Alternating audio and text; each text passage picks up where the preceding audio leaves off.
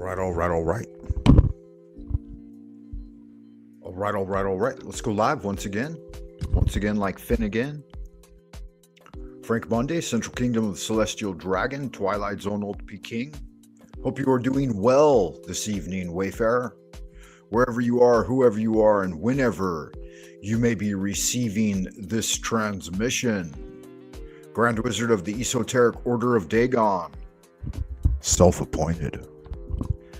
And I'm asking you, if you would, hit the like button, do the thing. Seems like these banners changed. It's kind of weird, huh? How's the round one look? It's a little less intrusive, huh? I think I like this one. Looks good. It's supposed to have a color, though. And I don't see that it's showing the color.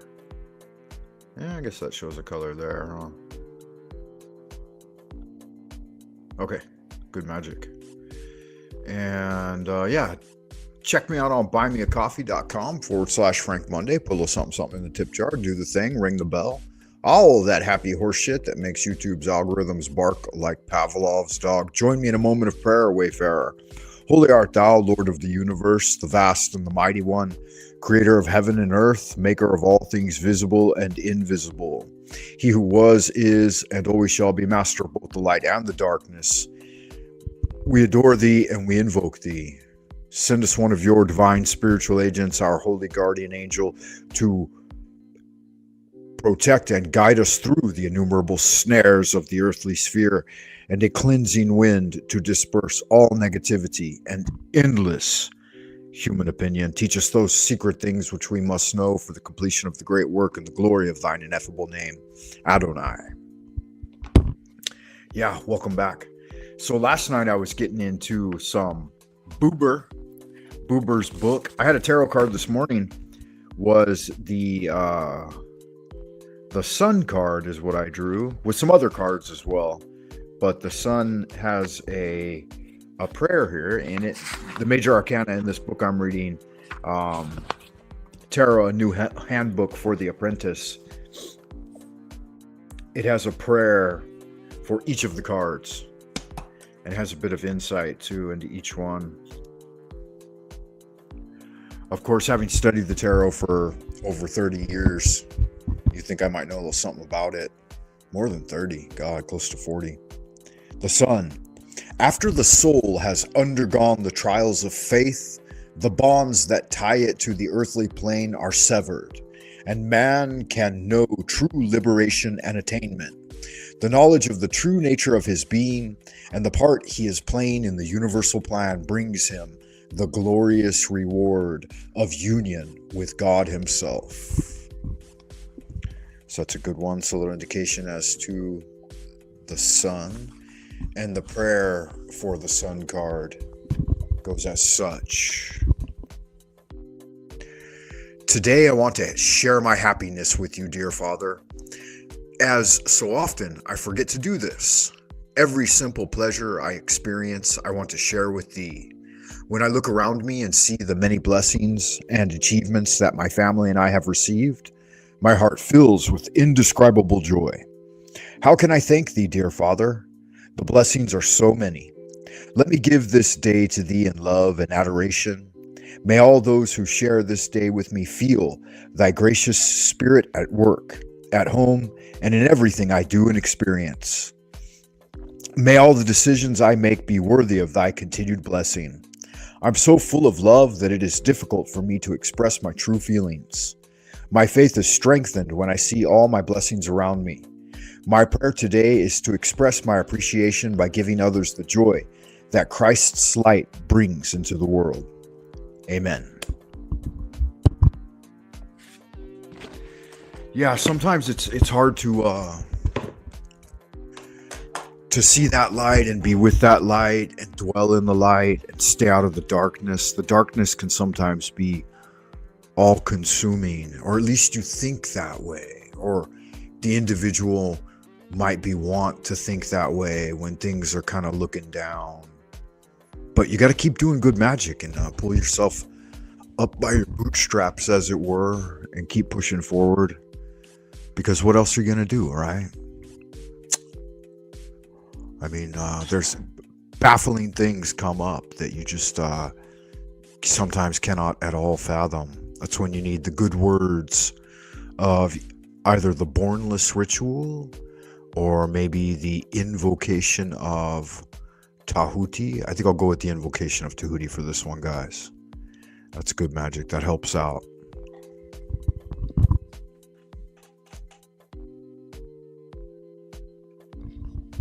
In hard times like these, and you might be thinking, well, Frank, Monday doesn't look like you're in hard times, huh? Well, there's always unknown things at play, right, that you have to be wary of.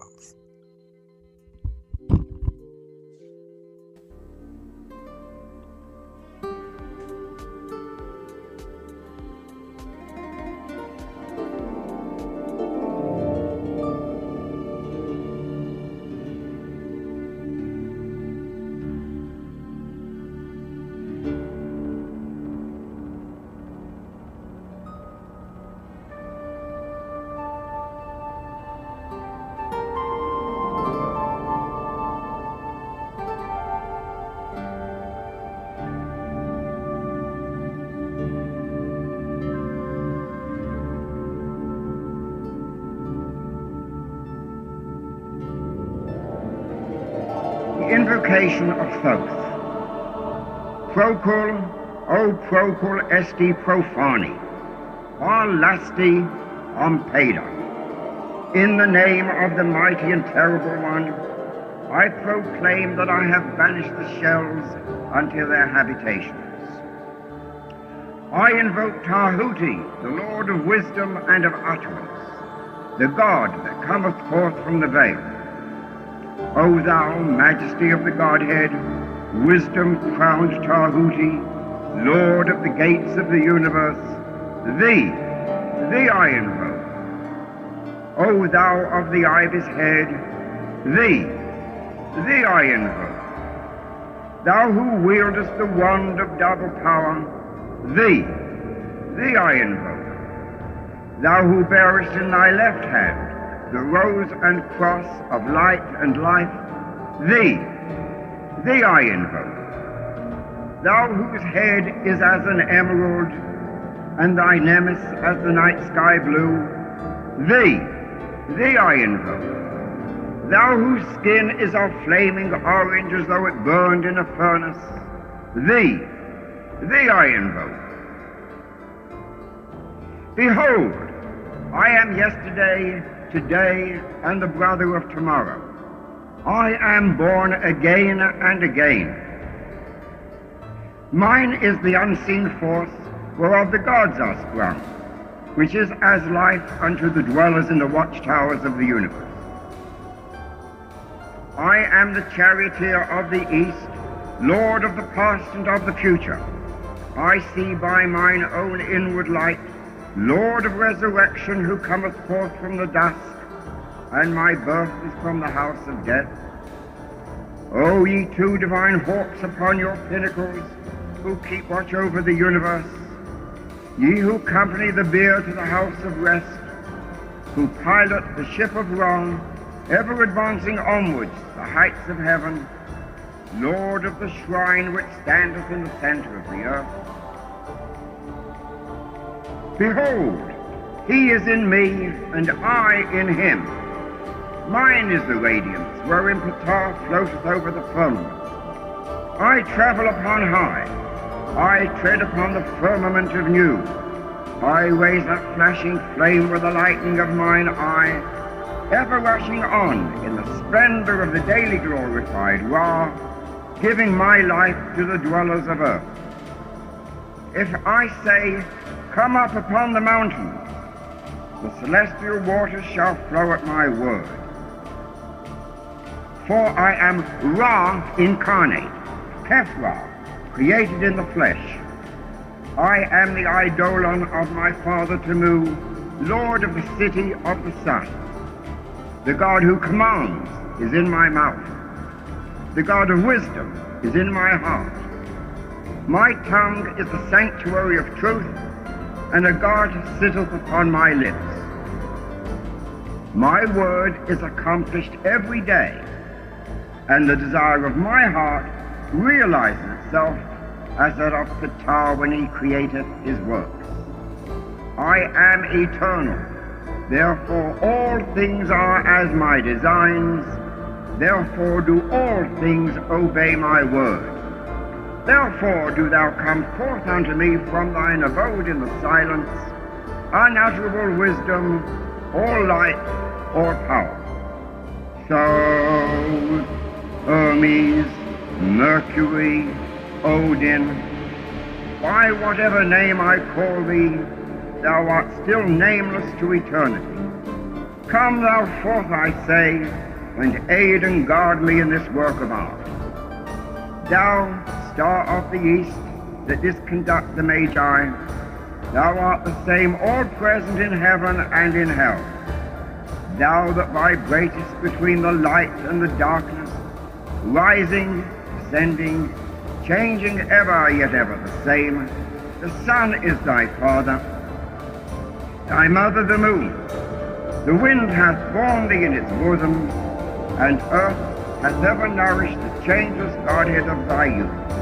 Come thou forth, I say, come thou forth, and make all spirits subject unto me, so that every spirit of the firmament and of the ether, upon the earth and under the earth, on dry land and in the water, of whirling air and of rushing fire, and every spell and scourge of God the vast one may be obedient unto me.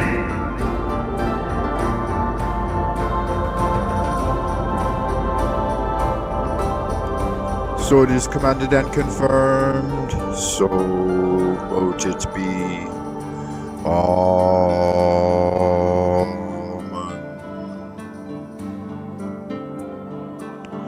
Yeah, that's good magic right there, man. I can appreciate it. This is one of the rituals that I use, one of the invocation rituals that I use each morning when I return from Dreamland. So kind of a big deal for me. I like to share it with you guys. Another one, of course, is the Adoration of Abraxas, and then in the morning is the Liber Resh Helios. So those are some of my core practices that I use each day. This one is the Invocation of Tahuti by Israel Ragardi. If you are out there in Happy Land and you'd like to join the show, just let me know and I'll drop the link. Otherwise, I'm not just going to put it out there. But if you do, yeah, let me know. I'm here for you. Frank Monday, buymeacoffee.com/Frank Monday /Frank Monday. Check it out. I got to make sure I get over there and check it out too. I've been a little bit negligent in checking my coffee page, and I'm sorry about that, guys, if you have been over there and I haven't responded yet. I'll get back into it soon. It's the end of the semester. Always kind of a bunch of work to do at the end of the semester, work reports and stuff, and speech making to give. We're going to be looking at the Crater Rapoa this evening. So good evening, good afternoon, good morning, wherever you are, whoever you are, and whenever you may be receiving this transmission. The Crater Rapoa. Let's find out what it is.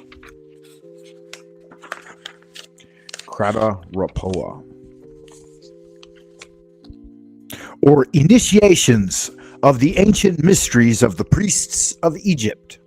Translated from the German and published by Brother Anthony Basilio Paraseta, blah, blah, blah, a bunch of stuff, bunch of French stuff, it looks like. The Crater Rapoa is made up of fragments from many ancient authors. The unknown compiler had as his purpose a restoration of the ancient mysteries based upon the hints and illusions contained in classical writings. Most of the great philosophers of antiquities were initiates of state mysteries.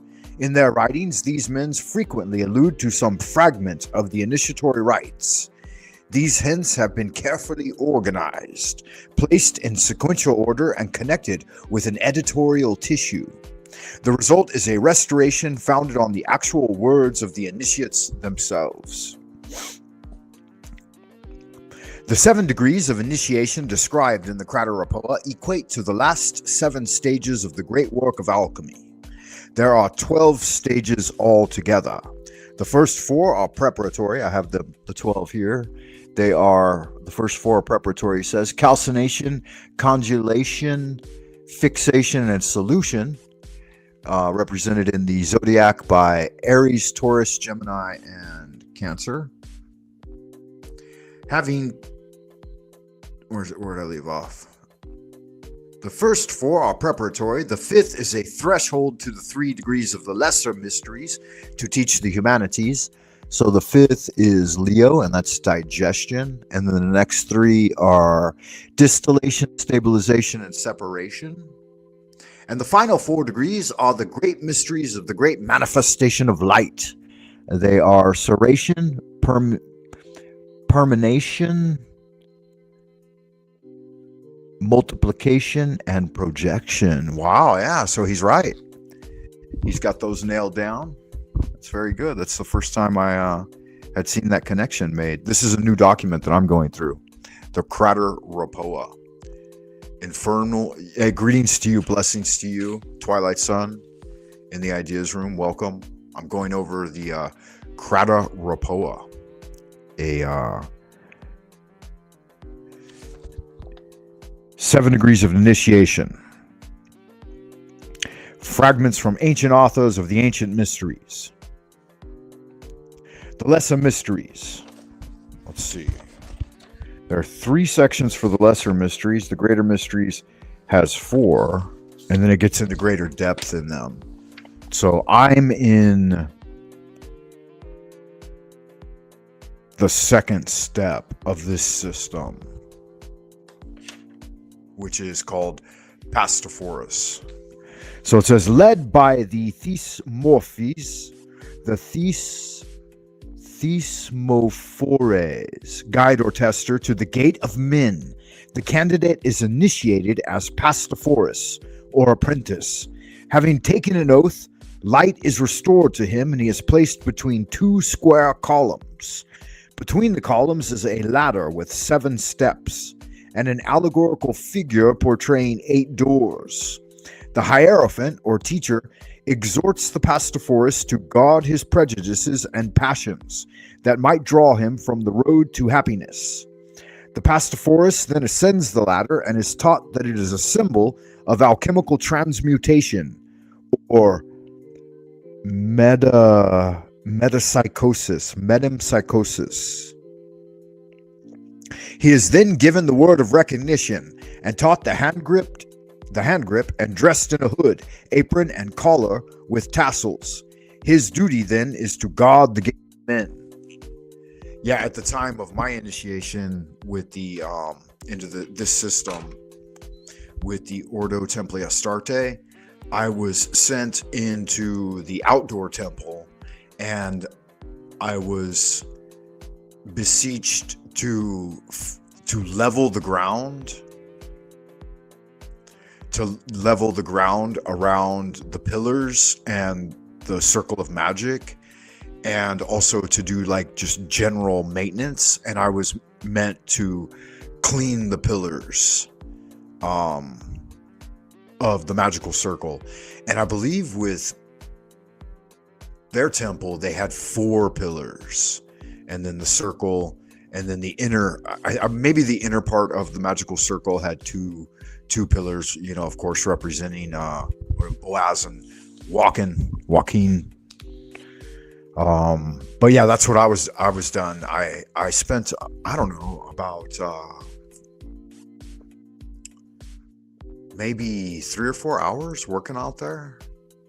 And then I just did like general, not all of that was spent doing that. Like I did like general cleaning up and putting out like chairs and props and stuff like that. So yeah, it was very traditional, you know, very Mr. Miyagi style, and I was happy to do it, and it was a good experience. The night really turned into a night of revelry, and the initiation ceremony was quite beautiful. So a valuable thing if any of you out there in Happy Land are interested in something like that can be facilitated with the Temple of Astarte. I believe there are 3 main branches in the U.S. So I think there's 2 in the LA area, and then I think there's 1 or 2 on the East Coast. But yeah, you'd have to look into that yourself if you were interested. Let's see. It doesn't. I was going to drop the link and see if anybody wanted to join. Twilight, if you wanted to come up and chat a little and see what's going on. But StreamYard has reorganized everything, and let me see how can I find it now? Oh, I got to click on this and then click invite guest, and then that will give me the link. Yeah, it used to be that the link would just appear in your browser window and then you could just copy and paste. But now the link is hidden. It no longer appears in the browser window. The StreamYard thing. I'll turn that down a little bit. It seems a little bit loud in my headset. Yeah, the StreamYard thing, it doesn't link it. It doesn't show it anymore. It just says StreamYard.com and then / and it's blank. Yeah, so there's the link, guys. Let me see. There's no way for me to pin it either from here. Let me see. No, I can delete my own comment or I can ban myself. That would be interesting. I wonder what happens on StreamYard if you ban yourself from StreamYard. I guess you won't be able to get back in your own live stream. That seems like kind of a gay choice, huh? Let me see here. I can pin it. Yeah, I was a little bit bummed that I didn't have the opportunity to go back for the next initiation. I haven't yet anyway, because I went in like, oh God, when was it? I went in like 2019 is when I got initiated into the OTA. That's Church of Hermetic Science, Pokerunion's Ordo Templi Astarte. And yeah, guys, please hit the like button if you're out there. You can do that for me. I'd appreciate that. Yeah, and he told me that you typically should spend about a year working in the first grade, and then you should initiate to the second grade, which would be here. Let me have a look at it. Yeah, so a year. It says it right here in this document too. It says, after a year of apprenticeship, the Pastophorus is feasted by beautiful temple virgins and invited to make love to them. He must prove he has command over his desires. If worthy, the Thesmophores, guide or tester, then addresses more questions, and if found satisfactory, the candidate is introduced to the assembly. There he is sprinkled with water by the stolista, or baptizer, and accepted as a neochorus, or craftsman. His courage is then tested with a live serpent being thrown over him, and he is made to imagine the chamber is filled with serpents. If his courage is proven, the neochorus is led to 2 pillars with a griffin between, pushing a spoked wheel representing the 4 seasons and earth, water, air, and fire.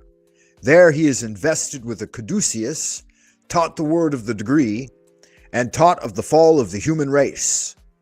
He was instructed in architecture, geometry, mathematics, and measures. His duty was to wash and anoint the pillars. Yeah, so I did that part of it. I did the washing and anointing of the pillars. And this other stuff, right? This, he told me that you're double checking that feedback loop. Sounding good, man. This setup is working pretty good. So this, taken into the beautiful temple virgins, feasted by beautiful temple virgins and invited to make love to them. Yeah, that's happened a few times. And you have to be careful when you're going through that initiation as a young Pastophorus, a magi, as it were. That's quite a thing. You can summon that situation on your own. Yeah, no, Poke didn't set that up. That's something I set up on my own. But it'll happen. Yeah. No, but I've had serpents, and I've done that. I've done that path working. It's funny too, because when I met Poke, he knew that I had gone through a lot of the self initiatory practices already, like intuitively, without even knowing them.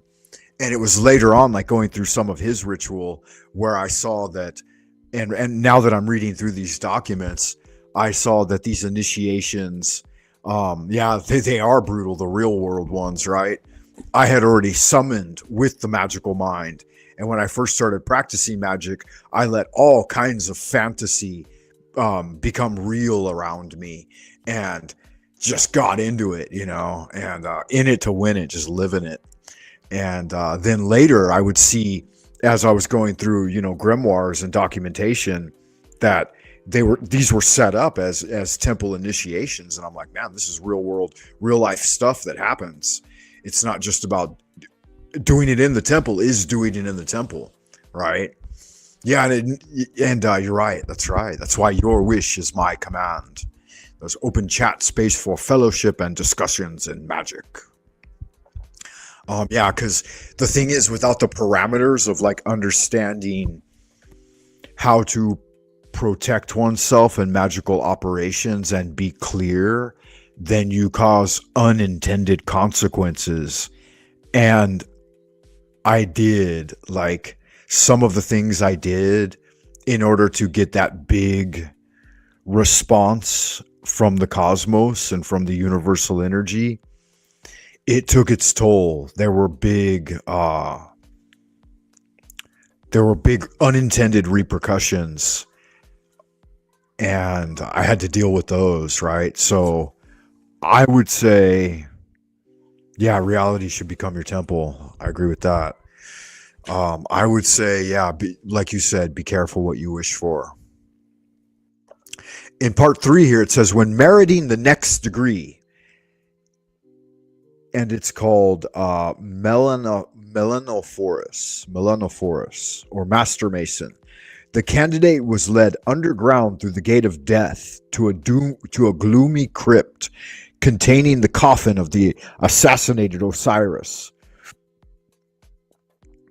The new Melanophorus was then led into the presence of the pharaoh, where all the other that's a kind of a tough word to say, Melanophorus, were assembled. The pharaoh offered him a crown of gold representing material power and wealth.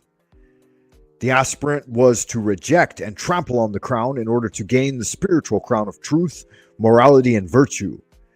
This incurred the wrath of the pharaoh, and the Melanophorus suffered accordingly. Brought back with a peculiar embrace, expressing the power of death, the Melanophorus was given the word Monach Charon Mini, meaning I count the days of anger. The term of anger is the time needed to master one's own base or animal soul. He was then instructed in alphabet, drawing, painting, and rhetoric. He was also taught the history, geometry, and astronomy of Egypt. His work was to attend upon the dying and the dead. Yeah, the necropolis. Yeah, so I've attended upon the dying and the dead a couple of times in life. I've done that initiation. Art and rhetoric. Alphabet, drawing, painting, and rhetoric. It's interesting because that's what I'm going through right now. In fact, I teach rhetoric to high school students, AP language, and I've been working a lot on learning different alphabets. Like, I looked at the Enochian alphabet, but I didn't endeavor to learn it. But the magical alphabet and the Hebrew alphabet, I haven't started with the Greek alphabet yet. I learned it when I was really young, like in primary school, but I just didn't work much with it. And I always found Hebrew, for some reason, resonates with me more. Maybe it's because I'm a Jew, so there's some natural genetic connection, right, in the archive of my being. But yeah, And Chinese, of course, I spent 30 years, good God, here in China, and 10 years before I came over, endeavoring to learn Chinese to a sufficient level that I could use it in Magick, right? And so that was something that felt good. That took some time because they don't have an alphabet, they've got 40,000 base characters. So their base alphabet's like, it's all their words. It's like 40,000 characters. And then with modern Chinese, there's, hundreds of thousands, if not millions of combinations for things. But once you get a fairly good handle, there's a system of radicals, which is like, so imagine like Hebrew has 22 letters in their alphabet, and Proto-Hebrew looks a lot like old Chinese radicals. And I was suspicious at one time that Hebrew, the original simplified early ancient Hebrew, was actually derived from Chinese in some way, but a very rudimentary derivation of it, because the Chinese basic radical system has 217, I believe is the correct number. It might be 247, but yeah, something like that.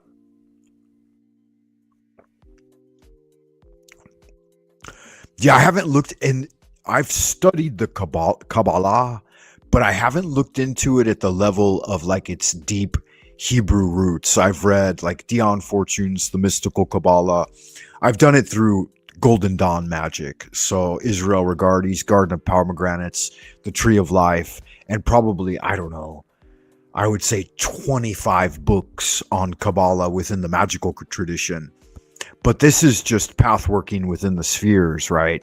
You go up from Malkuth, or you try to go up from Malkuth to Yesod, but you actually get pulled into the Klipot, and then you bounce around, on the lightning strike, Had, Netzach, Tifereth, up into, what is that one on the side? Gebura, Hesed, then back over to Bina, Hokmah, and on up to Keter.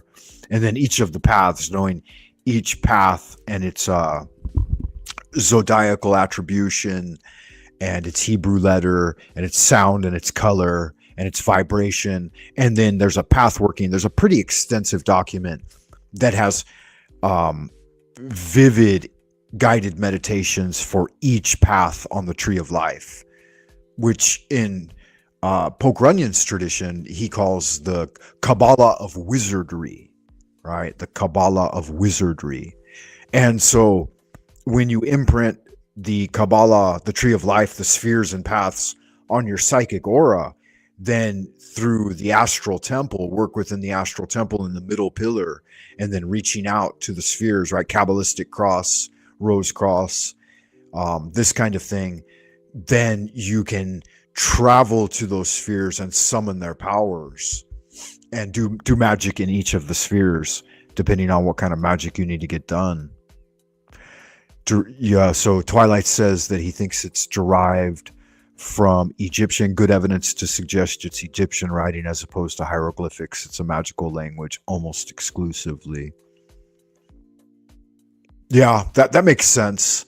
And there seems to be, yeah, interesting you should say that too, because really, if you look at Shang Dynasty writing and then Egyptian hieroglyphs predate the Shang by, in the mainstream narrative, they say probably around 2,000 years.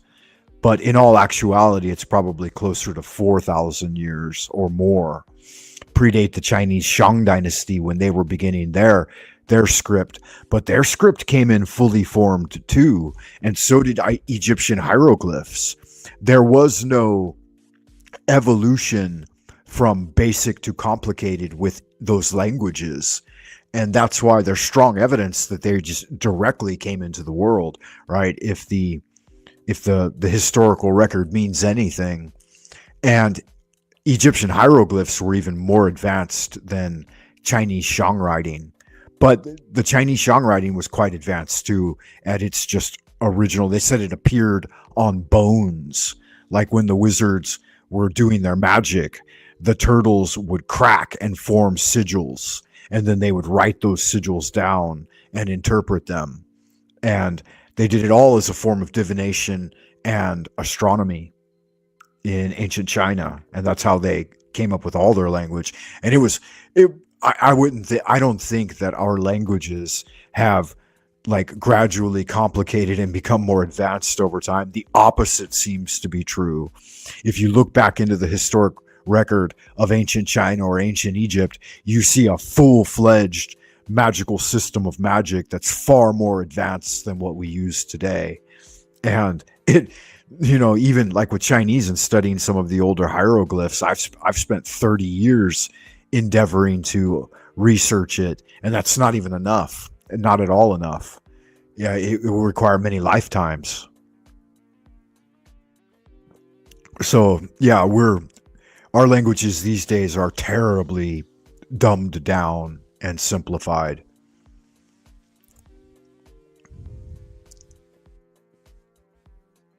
Many of them. Some of them still have a more ancient root. Hey, we have a new visitor in the ideas room. We have Goddess Kid. Welcome, Goddess Kid. Good to see you. I hope you are doing well. Blessings to you. I'm Somya from India. Well, welcome.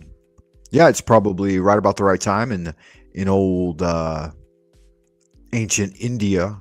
I don't know, honestly, other than like it's bleeding and blending in through the Western mystery tradition. I don't know much at all about Indian Hinduism or Sifuism or mysticism. I guess the Sifus, they're more Syrian, right? Or Iranian. Or Jainism. And I believe you guys have another one too. I know very, very little. In fact, next to nothing. I've some familiarity with some of the god names, Brahman, Vishnu, Shiva. But other than that, I know nothing. So my apologies to my Indian wayfarers. I have been negligent in studying your systems of magic.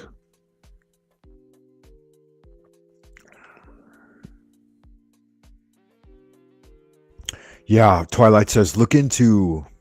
I gotta get my glasses, guys. This text is too small for middle 50 man. Just look into Banpo in China and the Jomon and Yonangunini in Japan. Nabata Playa, the miles of caverns under the pyramids in Egypt. Okay, good magic, man. Yeah, who knows? I would like to look into some of these things, but who knows if gonna have enough time in any given lifetime to get into it all. There's so much out there. Shakti worship goes back to the Ice Age. I believe it's spelled Tantra, incredibly ancient. Yeah, and there's some connection with China to Tibet, and they've had active communication with them. And I guess they believe they consider it to be a part of China in some way. But those people are very different, and I've never endeavored to learn much about their culture. The only way I really found some interest in it was through Nicholas Rorschach and his paintings and writings. I believe he was originally Russian or maybe Romanian, and he was an author, a spiritualist, and a poet in the late part of the 19th century, right? And he did some excursions over there and did a lot of painting and writing. And it seems like he came up with something that I was interested in at some point. But I don't do well in the cold. And I've never thought that I would endeavor to go into the high mountains where it's extremely cold and test myself against that kind of thing. Because I honestly don't know if I would survive it. I'm a little bit fragile when it comes to extreme cold. And a lot of people have tried and died, right? Yeah, that's good. It looks like you do. Well, I got interested in Chinese Tao early on, so I just dug in on that. And then I was also simultaneously interested in much of the Golden Dawn, Thelema, and other materials in that vein. And so I dug into that. And I tried to find a way to bridge the gap between the Western mystery schools and the ancient Chinese mystery schools in Tao. And I learned that Tao had been um, what they what traditional Taoists will believe to be like a lot of pollution from Buddhism and Hinduism. And so I found it that if I wanted to study true Tao, that I really needed to come to China and look at the heart of the thing, like some of whatever existing documents or tablets were still available to be read. And I found that it, in some way, like Tao is pretty profound, and it has, once you learn some of the more ancient styles of poetry, and you got to kind of bridge the gap with like the Tang and the Ming, but to get you further back into like the Miao or later Shang divination scrolls and stuff, you have to have some stages in going back. So modern Chinese has no real method other than you can read the commentaries, and that's the way you can learn further back. But it the magical sigils and texts and stuff, it has a kind of like simplistic beauty in it, with poetic couplets and learning to do things of like an antithetical nature at the same time. Like one of the sigil practices is using both hands to write different lines of text in invocations. And so you learn two, what's again an antithetical couplet, two different invocations, one that like invokes the power of the moon, and the other one invokes the power of the sun, and it's both they're both different pieces of lyric poetry, typically short, 5, 7, maybe 9 characters long. And then you train so that you can write both at the same time, even though they're different, right? And you're using both hands. And so that does something to the mind. It causes like a schism to occur. One way I can, for the average individual, that I could challenge you to do this is if you can get like mirrors on stands. Like say you've got like a wall mirror, and then you got a couple of different table mirrors. You're going to need like 5 of them. But you take like 5 mirrors and you place them all around you, and you have to be able to move them and change the angles. And you can cause a similar type of schism to occur, where both sides of your brain will oscillate like independently. And not for the average individual. It's not something you try. You basically do kind of go mildly insane when you attempt to do it. But once you've nailed it and you've mastered it, it becomes somehow useful. Like you merge more with the guardian at the threshold, and you get to start to take more of a watcher approach to life, especially when things like extreme pain are occurring to the physical body, or extreme like sadness or depression. And rather than being overcome by that, you can watch it happening, because it's going to happen. It happens to people, it happens to everyone. Everyone has to learn how to deal with those things.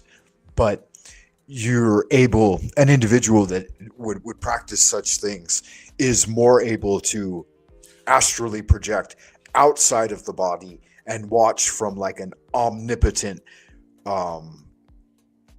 observer perspective one's own life, which is somehow useful, especially in combat with multiple opponents. Like if you're fighting 4, 5, 6 people at the same time, that's a very handy way to do it. And it works. Like it happens immediately. If you've genuinely trained combat arts with multiple opponents, as soon as you are engaged in that situation, you'll shift. Your attention point will immediately shift outside of your body. And you'll have both, of course. You'll be in the fight, of course, but you'll also be outside. That way you can watch your own back. You can see around corners and stuff. I mean, there's all kinds of magic that opens up to you through the combined practice of Chinese Kung Fu, Qigong, and Western mystery tradition. There's really a lot to it, man. Like, and I've made breakthroughs. I have definitely made breakthroughs. China has more periods than anywhere else, so they deny it. Yeah, I've seen, my dad was actually here right after World War II, and I've got like a a whole stack of black and white pictures of him, like among pagodas and hanging out with girls and stuff. And he was there. He took some of the pictures. He was always big into photography, and he had Super 8mm and shit, man. I wish I wouldn't have lost all my family's things like that, like all that old school stuff, because I didn't appreciate it when I was a kid. But yeah, my dad saw those pyramids, and he saw a lot of different stuff going on over here. He didn't talk much about it, though, honestly, but he had pictures. He had pictures of stuff that's no longer here. And that's, I think that's somehow valuable. But I don't have the pictures anymore either. I don't know who ended up with them. I ended up with some, but not very many, which is a little bit grievous to me because there aren't that many members of my family left anymore. And nobody admits to anything. And somehow I think, like, I don't know, they end up getting destroyed. Things pass, man. But here's the key, right? There is a timeless realm where all of these things that manifest into our life and we play with while we're here, these little baubles, they already exist, right? They have this enduring philosophy that you come into the world with nothing and you'll leave the world with nothing. That's actually absolute horse shit. You actually come into the world with all of the things that you're going to have and use throughout your life. They're a part of your energy egg. And they pre-existed your manifestation in this realm. And they're still going to be there when you get out, right? So coming and going is no big deal, right? These things aren't going to be lost. You accumulate them, you take care of them, they come and they go. They're there, they're manifestations, they're just reflections of your own light. They wouldn't even take that shape or that reference unless it wasn't within your own energy egg already, right? And so there's a couple of huge deceptions. I'd like to know your feedback on this, Twilight. But there's a couple of huge deceptions going on in the New Age community. And I think a lot of this comes from Buddhism, that there needs to be an ego death and a destruction of the self and an abandonment of life and the persona, the personality, which is exactly the opposite of what we learn in Tao.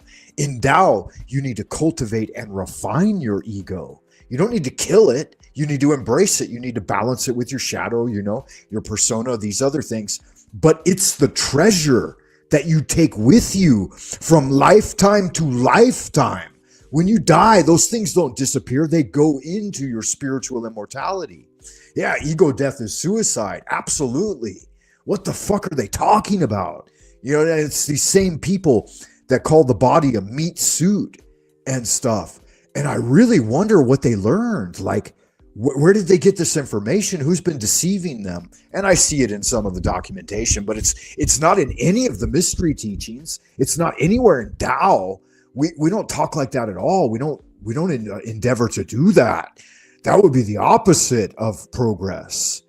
Nihilism is what it is. You're right. And so, I was curious how you feel about that, because you're a magician. And I would think that you would know that, we're cultivating a life worth living and a life worth preserving into spiritual immortality. And that's not something, ain't no devil in hell gonna make me give that up. I'm gonna give up this? You out your damn mind. You done lost your mind, right?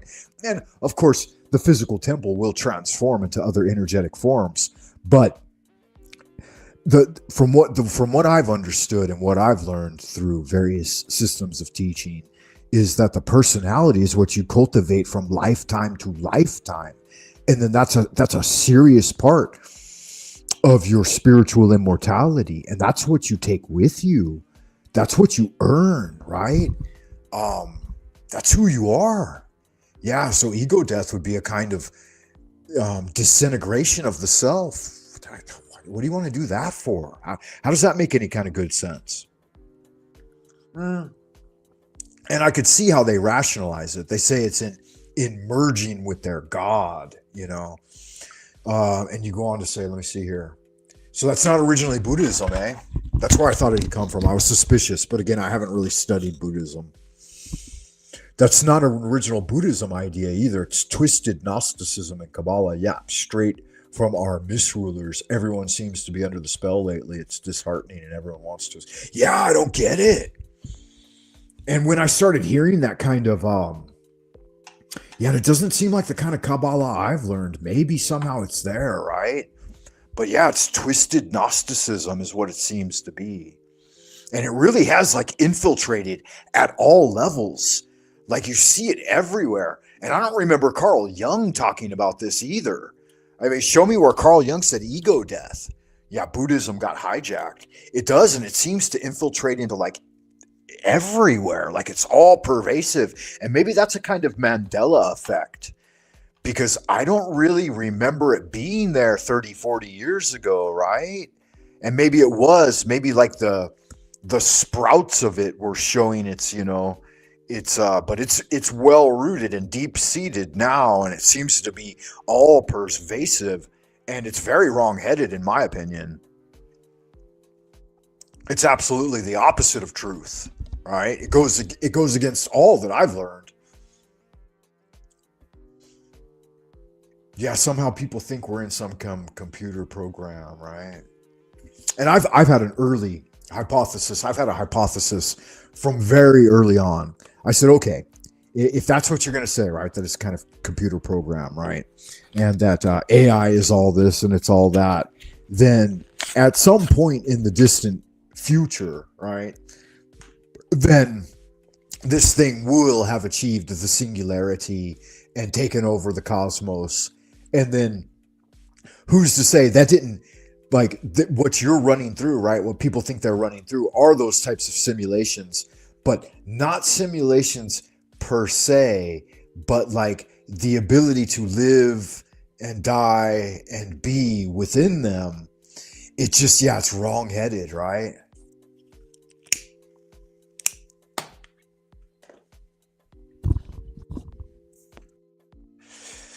Yeah, it's like some vile treachery. Yeah, who created the sim, right? It's kind of a it's like a, I guess it's just a modern take on how the atheists are trying to present their new broken god. And it's not entirely something new, right? If we look back to like Weird Tales and writers like Block and Lovecraft and Herbert and these guys, they wrote all this programming out such a long time ago. Yeah, and it's to strip you of your power. Absolutely, 100%. And that's what it does. Like when I hear things like, you should shift your power over and believe that the power outside of you is more power than the power within you. And it's like, wait a minute. That's not what the greatest magician of all time said. He said the power in the world is not greater than the power that is within me. And now they're shifting it all around. They're like, oh no, you got to get help from the God, help from gods or the God or whatever God, this kind of thing. You need salvation, right? And it's like, are you sure? It doesn't seem like that's what he was talking about. That's maybe certain individuals' interpretation, but it definitely doesn't seem right.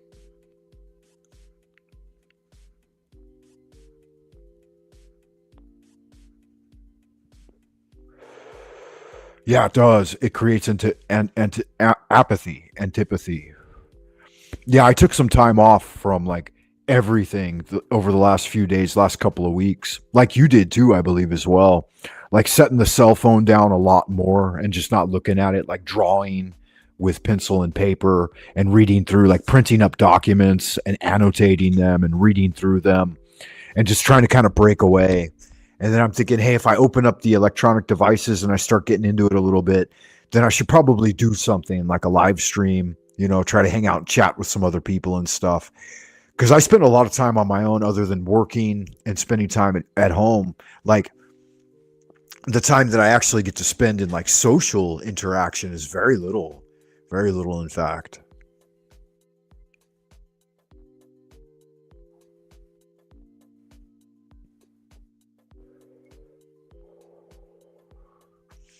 Yeah, the Christians have done it as well. Like the one gripe I've had with Christianity, because I was raised within the Christian church, so to speak, like Lutheran anyway. But a lot of folks, because I went to a lot of different churches as a young man, and a lot of different temples as well. I went to Buddhist temples as well. I like to visit all kinds of different places, but Lutheranism was the mainstay of my early life.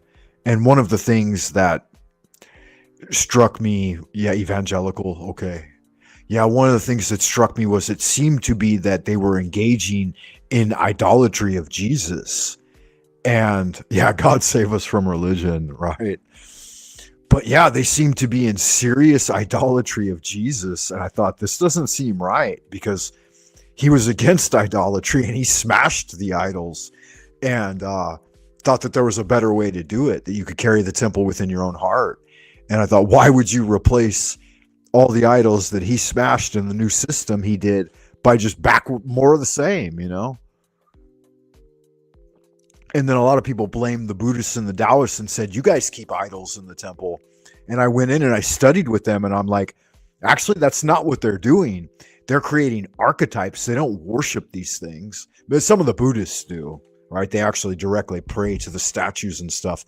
But the Chinese Taoists don't. They interact with them, and they call upon them to do magic, but they don't worship them. It's an entirely different mindset. And so it's not a form of idolatry. It's a form of remembering like achieved ancient masters and practices, right? There's things encoded on the robes of the wizards. Like I have Lu Dongping before me on my altar, and he has all of the 64 hexagrams and the Ba Gua and the Tai Chi, and it's all symbolism encoded into his robes that, once you learn them, are immediately evoke that understanding and that mysticism within it, right? Mysticism is the study of ancient mystic symbols. Yeah, it seems like it. It seems like they're taking all that he did and just kind of doing their own thing. You know, which I guess is all right. I'm not gonna go over and tell them how to suck dick when they're doing their work, you know. I'm not going to go to their place of work and knock dicks out of their mouths and tell them what I think about it. But that's the big difference too, right? Like people who follow a magical tradition, they're not going to, you know, try to evangelize to other people and bring them into it. They're just going to do their own thing, and they're not going to tell other people that they're necessarily wrong. But the ones who are wrong always have to tell you, someone who's doing it the right way, that you're wrong, right? And that they've got a better way. Whereas the people who know what the fuck they're doing, you're right. George Bernard Shaw had a great quote. I forget what it was. He was a poet and a laureate. He said, someone who's not doing should never come over and tell someone who is doing how to do it. Something like that. But it happens all the time. Clear fucking definitive proof of this one. I grew a garden at the last place I lived had a big public area, and I was able to sneak out there and do some ghetto gardening. And I did it for like a decade. I was there for like 10 years. Actually, I still own an apartment there, but I don't stay there anymore. And I would grow melons. Every year I would grow melons. I would grow pumpkin and honeydew. I never grew watermelon. Watermelons seem fucking hard as fuck to grow correctly. Maybe it's because they need so much water. But pumpkins are easy to grow. Gourds. And I grew a bunch of other shit too, but I would turn the entire fucking public area into like a garden secretly. I wouldn't do anything invasive like with the other plants. And so my melons and shit, they would just suddenly appear out of the bushes, and they would be hanging in trees and stuff, you know, like the gourds and the melons and stuff. And I'd tie them off with twine. And it never failed that people who did nothing, people who did no gardening, right? They would always come over, and if they caught me, because I tried to do it pre-dawn before any of the motherfuckers would get up. I was gardening before I would even go to work, you know? And then I would garden a little in the evening when I got home, and on the weekend. But it would never fail, man, that people who did no gardening would always come over and tell me how to garden. And it'd be like, motherfucker, I'm out here sweating. I've been out here for 10 years shoveling shit and growing huge melons. And you're going You're going to come over here and tell me, yeah, a little snip here, a little snip there, you know, put your back into it.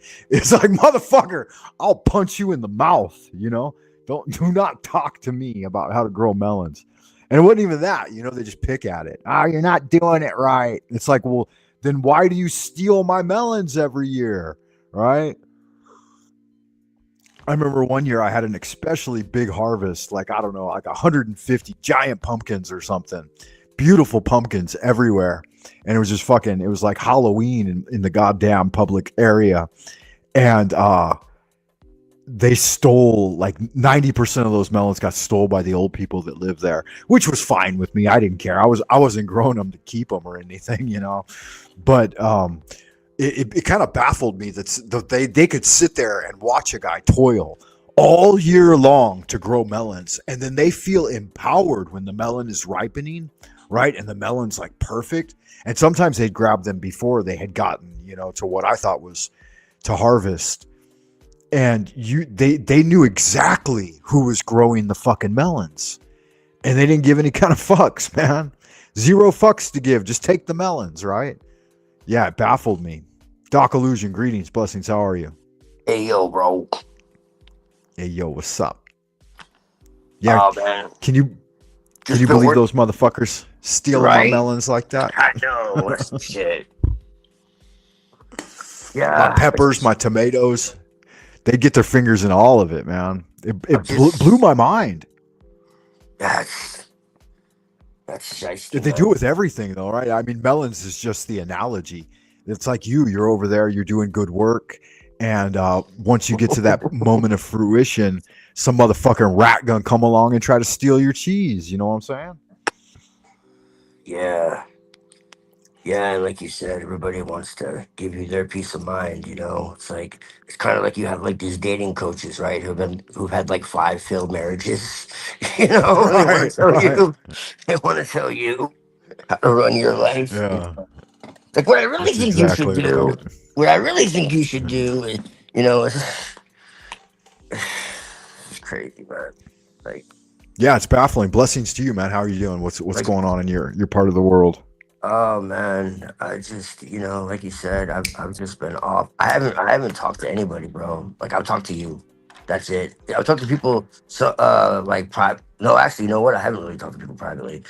Uh, but that's really all I've done. I haven't been on any panels. I'm gonna start doing videos myself in a little bit. But I've just been hunkering down, man. You know, in nature, chilling with my girlfriend, and working on my book. If you see my avatar. That's actually a rough draft of it's a visual diagram of what I'm working on. Okay. Just Let me look at it. yeah. I'm Yeah, actually tell me a little bit about it. I'm creating an engine that I'm using as the spine for my codex. And a codex is a grimoire / book, so it's going to be both. And I'm basically taking multimedia, language, actual magical philosophy and practice. You know, so when I say multimedia, I mean like comedy, movies, games, you know, whatever it is. Like if you know like how MK Ultra works, right? Right. I'm basically what do you want to call it? Reverse engineering it. Okay. Oh wow. Yeah, very cool. Because what I found out is I found out how the mind actually interprets and perceives and decodes and then puts information into long-term memory. And so because I had a seizure, I don't know if you know this, I had a really bad seizure. I've had seizures my Okay, whole no, I life, didn't know that. but they were very minor. And recently I had a really bad set of ones where essentially I was like in the middle of cooking, and thankfully I was thank the goddess I was actually visiting my parents when this happened. I was in the middle of cooking, and all I know is 1 minute I'm cooking and the next minute I'm on the floor and I wake up and there's EMTs surrounding me. Okay. Oh wow. So you have total blackout, huh? Total blackout, and I'm like, what the fuck is going on? Why are there EMTs? Like I'm fine. You know, I just fell. Like I'm okay. And everyone's like, are you sure you're okay? Are you breathing okay? Like, I'm like strapped to all this shit. I'm like, what the hell is going on? Like, this is not You know necessary. what? You know what? Master Nee was a guy I studied early Taoism with in like my teens and my 20s. He said when that kind of thing happens, he said sometimes you get pulled back to the spirit world to do a quick I job. was about to get into that because there is a spiritual element to That's this. crazy, right? I've been working through the No, clip. go I've ahead, been working through continue. the clip off, the Citra Akra, the other Mm, side of reality, however you want to frame it. And really, ultimately, if you trace the system of this, it's descent before ascent, is really what it is. right, And you can trace right. it back to a lot of shamanic traditions. Going all the way back to like Thrace. The Thracian mysteries, like the Bone Mother and like all of that. And I Yeah, work that's interesting because specific. I didn't even know that, but I lived it, and then later I found out from Poke Runyon's teaching that that's the way it works. Right. Yeah. Well, see, this is the thing. Like, I was raised evangelical, man, but I always had way too many questions, especially about just like you, about the Far East. I was always much more resonant with Japan and China and India and all that than I ever was with Greece, or whatever. You know, that's just how it Yeah, was. it's always kind of like a grass is greener type of situation. All right, I know that. Let me learn this, right? Because you're raised in that, you're steeped in it, which is interesting too when you come back to it. Like I eventually came back to it, but it took me 30 years. And once I did, I was like, wow, there's really a lot of power in it, like that I didn't see. You know what I mean? Oh, well, yeah. I mean, well, once I got into the esoteric of it, but Yeah, it took because you me a can't see little. it at the surface level. That's right, because Right, they're not teaching it to you. Fuck, they don't know. right. They didn't And, take the fool's journey, right? and anytime I did ask, it was like, well, you need to go pray about that, because the devil Right, trying to right. get to you. Uh, Yeah. so man's wisdom is foolishness to God or whatever. It's like, well, God gave me a mind to think and to reason and to critically think and ask questions. Like I don't think that the devil. I think you all give the devil way too much fucking credit. And it's something interesting that we find in the old grimoires too, that there are intentional blinds put in. Like with the lesser banishing ritual of the pentagram, that's a big one.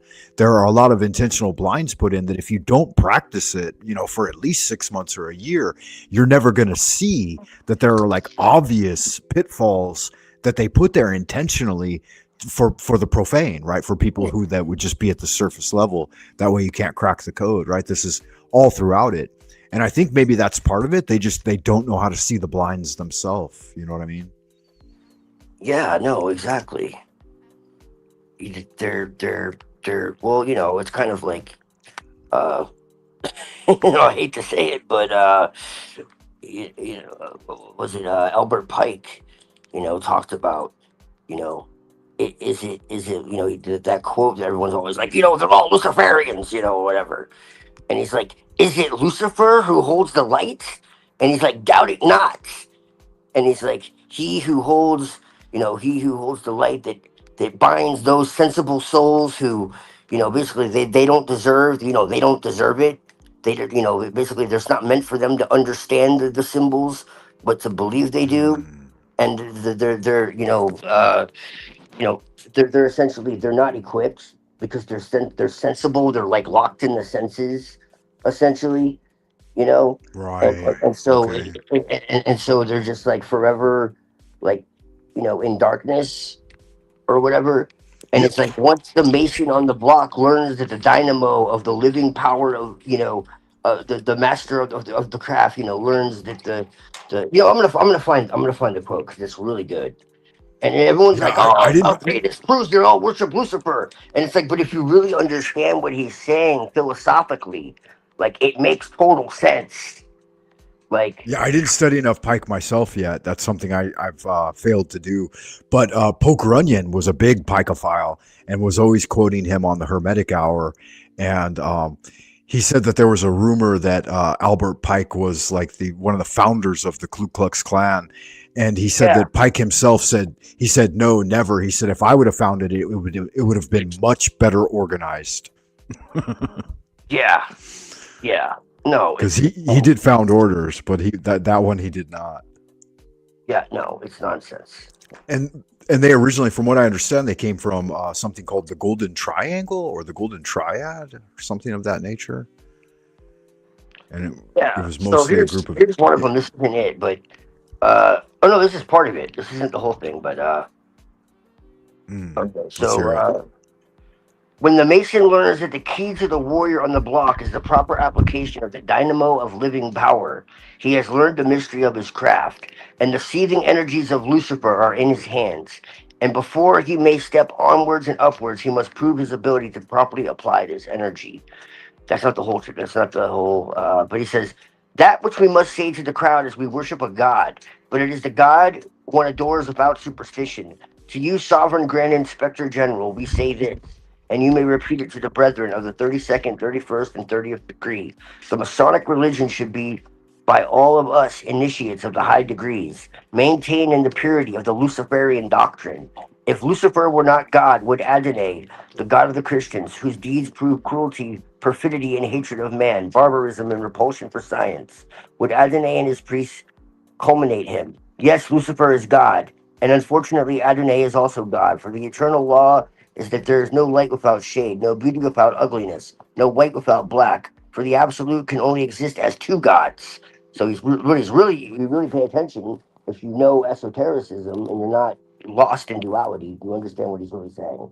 Say, so there's no without ugliness, no white without black, for the absolute can only exist as two gods.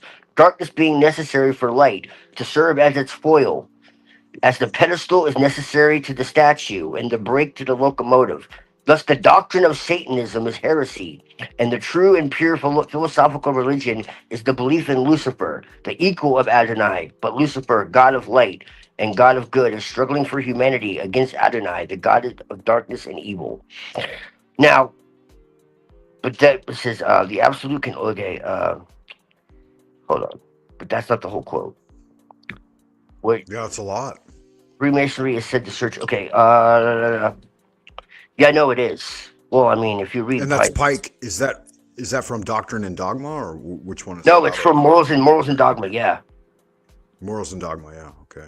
Yeah. But he's talking about. Go ahead. I've had a copy of it. I've looked through it, but I haven't endeavored to study it. Well, it's one thing to look through a book, and another thing to read it. You know what I mean? And then another thing to deep read it, and then another thing to try to fucking understand it at the level that you can, No, yeah, I did years. It's very different.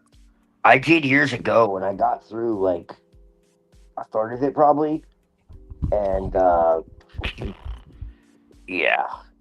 had to like. Yeah, it's good magic though. He knows what he's talking about. You can hear the Tao in that. I mean, that's all Taoism right there. That's Tao Te Ching, just up and down. You're right, and that's the thing is, it's everyone's just like, oh, he worships Lucifer. It's like, no, like when you actually read the whole quote, he's talking about Venus. Well, and he's understanding it at a different level too. He's getting in the astral temple and putting himself there. He's not just reading stories at the surface level. He's utilizing his body of light, his immortal divine being, to interact with these things as they happen. You know what I mean? Otherwise, you can't penetrate that deep. And so it's like, at that point, Lucifer's not your enemy. He's your brother. Right. We're all in the same battle together. Well, I am what I would call an animist or pagan telestic Luciferian. I mean, I have, so everyone can look at this and be like, oh my God, he's Illuminati confirmed. Yeah, that's right. And that's the sigil that represents the light going into the eyes, right? Like the crystallization of light. If you know, you know. It's good magic, man. I just, everybody wants to baptize me, no matter how hard I try to be like we're all brothers.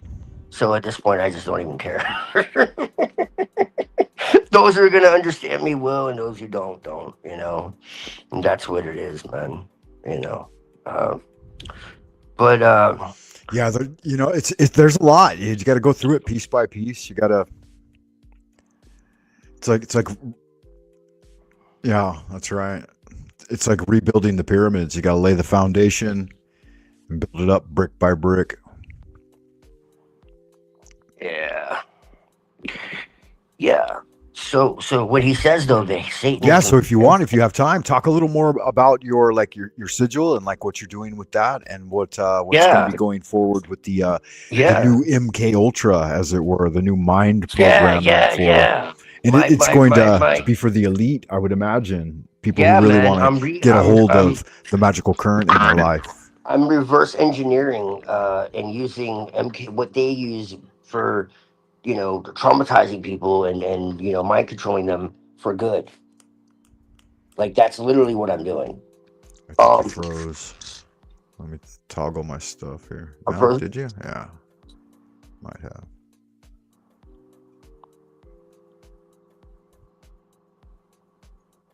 Hold on one second. Let me pull this up real quick. I have so many notes. I've been Yeah, taking. I don't know if my stream can handle all the video. I'm going to turn off my video. Give me a Okay. second. All right, hold on. I can. Mine too. I just wanted to show you that. Thanks, man. But yeah, this right here, if you notice, that's Jesus, obviously. Um, and then next to him, the one that looks androgynous is Lucifer. Yeah, I've noticed that my internet connection doesn't support much. Go ahead.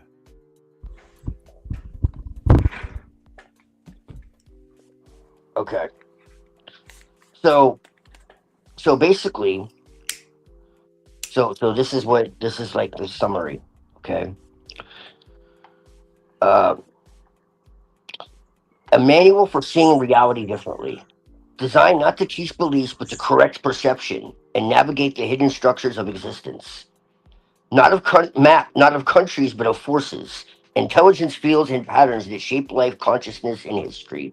It is a forensic self-correcting system, meaning it's built to connect distortions, deceptions, and manipulation in perception, both personal and societal, and give tools to work with them safely. Here's the core principles. Sophia, not a deity to worship, but a planetary intelligence and corrective force, a vector for aligning perception with reality. Archons, not evil spirits in the fanciful sense. They are patterned inorganic systems that exploit human perception, creating confusion and control. Gnosis, not mystical or secret knowledge. It's resonance based perception correction, learning to see patterns clearly, non delusionally. Aeons and plasma fields. This gets into plasma science. I highly recommend anyone who cares about what I'm saying to look up Dana Kippel, Danakippel. She's absolutely brilliant. She has this book called A New Force that gets into plasma science, plasma cosmology, plasma everything. And Is there content on the YouTubes, or should we read the oh book? yeah, yeah, absolutely. The book is great, but there is content on the YouTube. Yeah, for sure. Uh, but plasma is the answer to everything. I think it completely negates the Big Bang. It completely negates, uh, the idea of materialism. It's just like it's an absolutely brilliant system. It's the only scientific paradigm that I've ever found that is truly makes sense. And what's very Yeah, interesting, somebody I've just recently at MIT. as a side note, real quick, I've tried to make my way through Pascal Beverly Randolph's Hermetic Brotherhood of Luxor, where he talks about electric fluids Yes. so many times, and like I still haven't been able to fucking Right, figure out what the fuck yeah, he's and talking Reich about. too. William Reich. And think about how much they were repressed. Well, here's the thing, and this is how I know it's dangerous. I mean, not that I need this, but it's just even more. There's a guy at MIT who was the chief director of plasma science studies who was just murdered, and no one knows what happened to him. He was just murdered, straight up, like last month. I think I heard something about that. Yeah, what was going on with that? Well, yeah, well, look at what he was into. Look what he was studying. This is going to destroy all of their simulation arguments. It's going to destroy the multiverse. It's going to completely put materialism in the grave. And if they do that, and if it's found out that the universe is essentially alive, okay, which is what this is postulating, and that we're not in a deterministic, mechanical world, or a simulation like we were just talking about, but that it's living and breathing, sentient. What do you think happens? And it also brings in psi, parapsychology and psychokinesis and all this. Yeah, right. And I think you had mentioned noetic science as well recently. Correct. Yes, it's all connected. So basically, what this is that reality is layered. So intelligence currents in the universe that are self-organizing consciousness. You could look up the Kordylewski clouds. Okay. Uh, so There was a guy, just as another side note, real quick. There was a guy named, I forget the name, but the name of his show was Radio Misterioso. And he was doing a lot of interviews with these people. And I think something might have happened to him because he just suddenly dropped off the face of the world, man, and stopped doing his show. So again, another person. It seems like anybody who goes into deep research and investigation into this is getting whacked by the star whackers, I guess. Yeah, but continue. I'm sorry. Yeah, so I probably should be careful too, but I got Lilith, so you know. So it's a multi-module operational system. Okay, it's a map of hidden forces, currents, patterns, and fields in reality, day side and night side, which would be in Jewish mysticism, the Sephirah and the Qliphoth equivalents. The Shakti clusters. I was talking about Shakti. In Hinduism, you have what's called Shakti, which is just straight. It's not they don't worship anything but power itself. And so basically, it's sharing in the power of the earth itself. So it's reverence for the earth, but not in a sense of like worshiping it, but it's participating in the correction of the human mind. It's what's called deorthosis in the Telestic tradition. I'll get more into that later. So, ritual and Telestic practices, structured exercise designed for safe perception shifting, not belief. Mental, emotional, and somatic gymnastics to align with reality. This gets into the Dzogchen and immanence of the earth. Imminently, I was talking about Dzogchen is what's called the luminous mind, and so it's realizing that you're already enlightened. The only thing you have to do is take off all the cobwebs that's convincing you you're not. So this is a non-attainment philosophy. This is not something you have to seek after, or go through all these hoops in order to achieve something. It's a apathetic process of removing what isn't needed. So basically, you're already perfect at origin. It's just that all the gunk that has that we have accumulated over time. Yeah, that's in the Tao too. They say that the way of the world is to add something every day, but the way of Tao is to remove something every day, so that like the pristine, true diamond of your soul can shine. Yes, and it's funny because in left-hand path traditions, it's called the black diamond. So these are very much connected. Like the left-hand path started with Tantra, which started in India and Tibet. Like that's where it started with Bonpo and like I said, the Shaktiism. And Bonpo and the Tao are intimately connected. Yeah, They're intimately. So it is really the same tradition. They're just variations of the same. Because Taoism originally came from Wu shamanism. Okay? And Wu shamanism is the root of both of them. Bonpo and Wu are two variations of the same system. Okay? And then what became like Buddhism and structured Taoism came out of that. But there's an older form that predates it. I don't know if you're familiar with oh Lord, what is her name? She's cute too. Why can't I think of her name right now? Oh my gosh. Is she a YouTuber? Yes. Yeah, she's like She teaches basic Taoist magic and sigils and stuff. Yes, Is and that what she you're talking also about? works with Crowley, like Okay, us. I think her name's like Bonnie or something, maybe, or Yes, Ben Benny. Bell Wen. Benny. Yeah, yeah, Ben Bell Wen. Yes, she gets into this. She's like into Crowley and all like Western magical tradition, but she yeah, also yeah. does like yes. I'm very She familiar she with her. gets into she gets into what I'm talking about. Also, She, yeah, there's a guy she's doing. Tenzin Yeah, go Rinpoche. ahead. Tenzin Yes. Wangyao Rinpoche Okay. is incredible. Tenzin Wangyao. I don't know if I'm saying that right. Wangyal Rinpoche. Rinpoche. Tenzin Wangyao Rinpoche. Like everything he does is great, and he gets Okay. into the connection between Good. Good. Good. Bon, Tibetan shamanism, and like I said, what became the you had the basically the state versions of Buddhism and Taoism, and then you had the pre versions that were more shamanic, kind of like you had the Shinto of today, and then you had the older Shinto, you know. Uh, but anyways, Yeah, there's a really a clear distinction now, like with schools of like folk Taoism and then religious Taoism, and then like state sanctioned, like is almost exclusively like on the mainland here. It's like ceremonial magic, and then when you get more into the south and over onto like Taiwan and stuff, they're still doing like hardcore shamanistic practices. Very different. yes, yes. And so that's my roots with everything.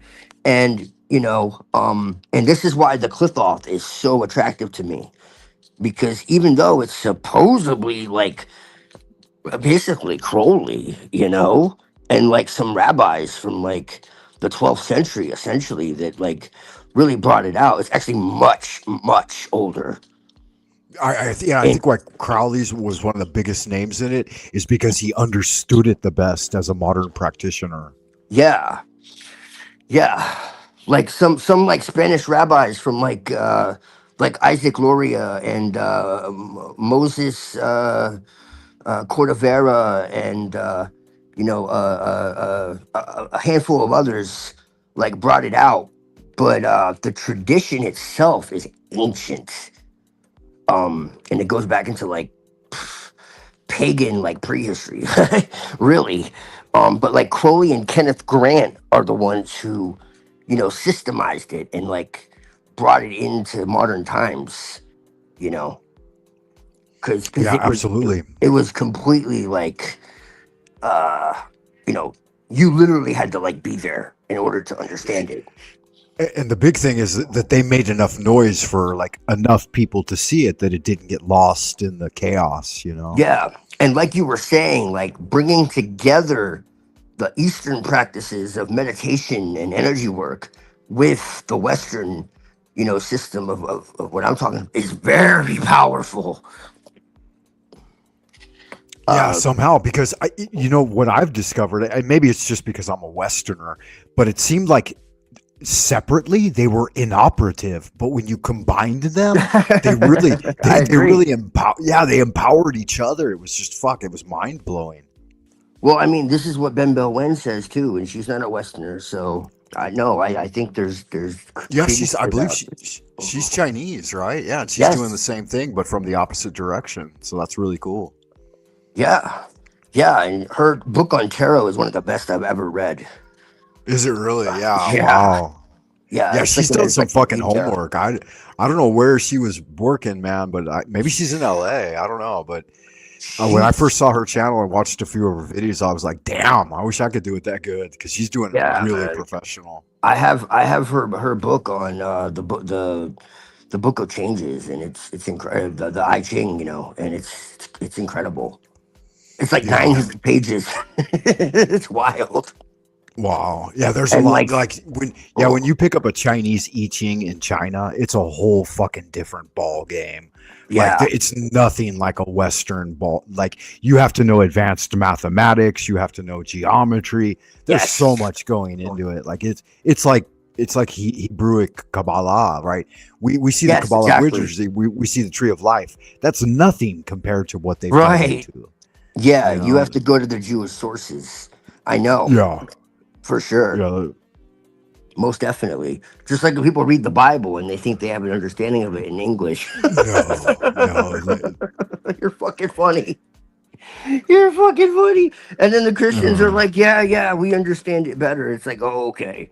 Yeah, you understand it better than the rabbis who spend like 24 hours a day studying the shit. well, it's basically like trying to put the entire Library of Alexandria into a single book of poems. You know, insane. And saying, here's the entire transmission right here, 66 books. Go ahead, Right. knock yourself out. It's like Right. that's just a reference guide, man. It's got nothing to do with what's going on in there. There's Like so much. Chaim Vital wrote a book called the Sitra Torah, you know, and it's like 600 pages and it's just on the first verse of Genesis. Like, are you fucking serious?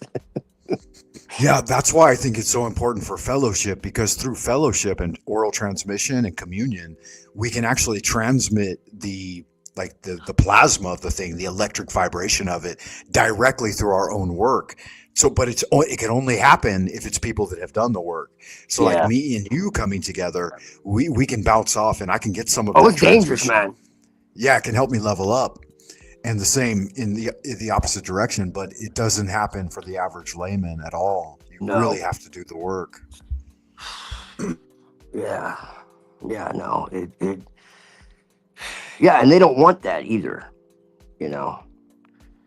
Yeah, there's another. I've been reading a lot of George Bernard Shaw, and he's another quote by him. He said that 2% of the people actually think, and then 3% think that they're thinking, and then 95% would rather die than think.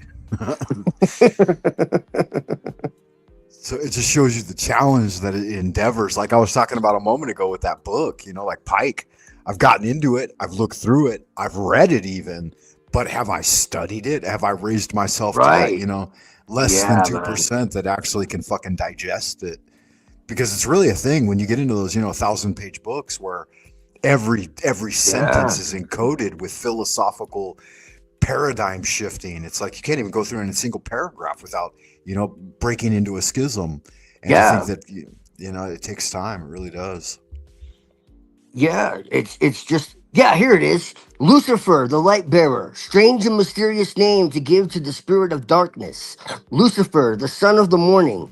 Is it he who bears the light? I found it. I have his 1,000-page book here. I had to go through it, so forgive me. The Lucifer, the light bearer, strange and mysterious name to give to the spirit of darkness. Lucifer, son of the morning. Is it he who bears the light, and with its splendors intolerable, blinds feeble, sensual, or selfish souls? Doubt it not. Listen closely, everybody. Is it he who bears the light, and with its splendors intolerable, blinds feeble, sensual, or selfish souls? Doubt it not. Meaning, those people who are not ready will be blinded by light that they can't handle. Darkness is what light appears to those not acclimatized to that level of luminosity. That's what that means. The symbol of the morning star is used by initiates to represent the quest for knowledge, the illumination of reason, and the pursuit of truth. Yeah, we need to collaborate, man, because I think we could stir some shit up. And it's true too. Like you have to really, you know, like train those pathways.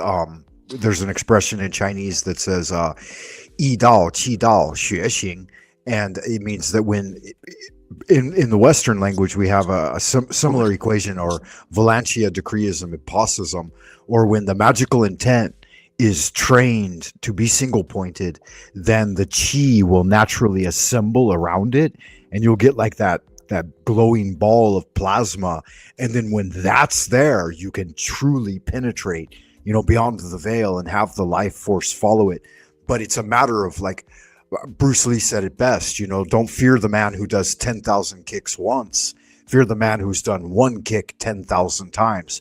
You have to train those neural pathways. You have to train that muscular circuitry so that over and over and over again, it can handle the thrust of that great power, the light, the like the plasma force you were talking about going through it. Otherwise, it'll just totally destroy the being. It'll just render you like. That's why most people cannot enter into the chamber of the Godhead and survive it. It just shatters them if they were even able to get there to begin with. But you know who else is like every verse that they speak? I call them verses because it really is like a verse. it's Manly P. Hall, go ahead. and Yeah. Blavatsky as well. Like you really have to study the shit because it is. Yeah, those are big. Like Blavatsky, Manly P. Hall. That's an entire lifetime of study right there. Yeah. Big stuff. Yeah, definitely. Yeah. Well, I was gonna bring was that lucky original. Go ahead. because before I got into the occult proper, I was studying symbology and stuff like Manly P. Hall because I came across people like Jordan Maxwell, the conspiracy guy. And Yeah, he's like, do your homework, and so I did. And I took notes and all this stuff. He said, I tried to read Blavatsky 3 different times. Once when I was 15, insurmountable. That's when I read it. Did you? Again when I was 25, still couldn't figure it out. And again when I was 35, and then I gave up. I'm like, fuck it, I ain't going back to that for a while. So I've tried 3 times in 3 different decades. Man, I would sit there for like an hour, like reading one chapter, and then I would go back to it and try again. Like I was just determined, man. The first time I tried to read Magick in Theory and Practice, it was like playing a video game for me. You play a video game and you keep dying and you keep dying and you keep dying. That's how it was. I would just put music on, and make it as fun as I could. And I would just like take little notes and be like, okay, well, I think I kind of understand this. Yeah, and I was like trying to find like interpretations, and I found this book, The Law is for All.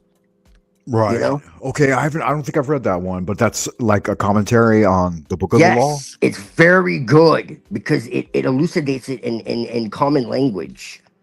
It's like called Fresh Fire from the Skies or something.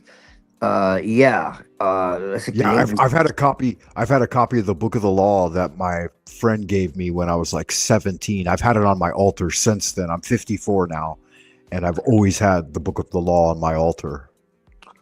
Well, see, Jordan Maxwell had this guy. Honestly, I have to shout this guy out. Jordan Maxwell had a guy that became his like spiritual successor, and he's also a conspiracy guy, but he went into every other topic imaginable. And he was always like, look, you can sit here and point fingers at the Illuminati or whoever the fuck else, but ultimately at the end of the day, you got to point a finger at yourself. And he got into like the master-slave dynamic and how we become slaves to others, whether it's the Illuminati or the neighbor down the street or our significant other, how we make other slaves and how we become slaves to others. And he got deep into the psychology and the philosophy and the occult, and he's like from Northern Ireland, right? That was a great series of Robert Anton Wilson's Dr. Bob's books. Him too. Yes. Yeah, he made that big breakthrough influence for me. Yeah, Crowley, that was one Robert of my Anton Wilson, Terrence McKenna. Oh yeah, absolutely. That was one of my first books as a kid too, in my teenage years. The Searching for a Quarter trick, the mind trick to make quarters appear in your environment. But he wrote the Illuminati trilogy, right? Schrodinger's Cat, Cosmic Trigger, and all of those were just written at the layman's level and accessible to even a teenager. That was shit I could read for sure. So yeah, the laws for all. I could probably get into that. Yeah. But this guy Michael Tsarian, like he had all these like wild conspiracy stuff. But he always brought things back to, he's like, look, no matter how things manifest in the world, at the end of the day, the war is on consciousness and how you perceive reality and yourself.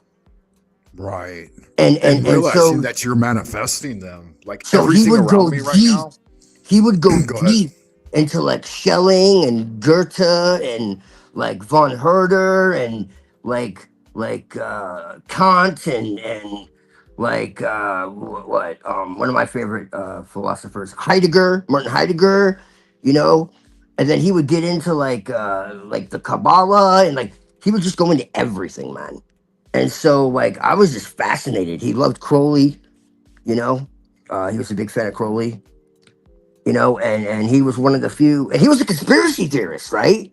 And he's always like, everyone always thinks that Crowley is like the wickedest man in the world, and it's a bunch of tosh, it's bollocks. And he would defend him and like get into his work and like actually show, like, hey, no, this guy was trying to enlighten people.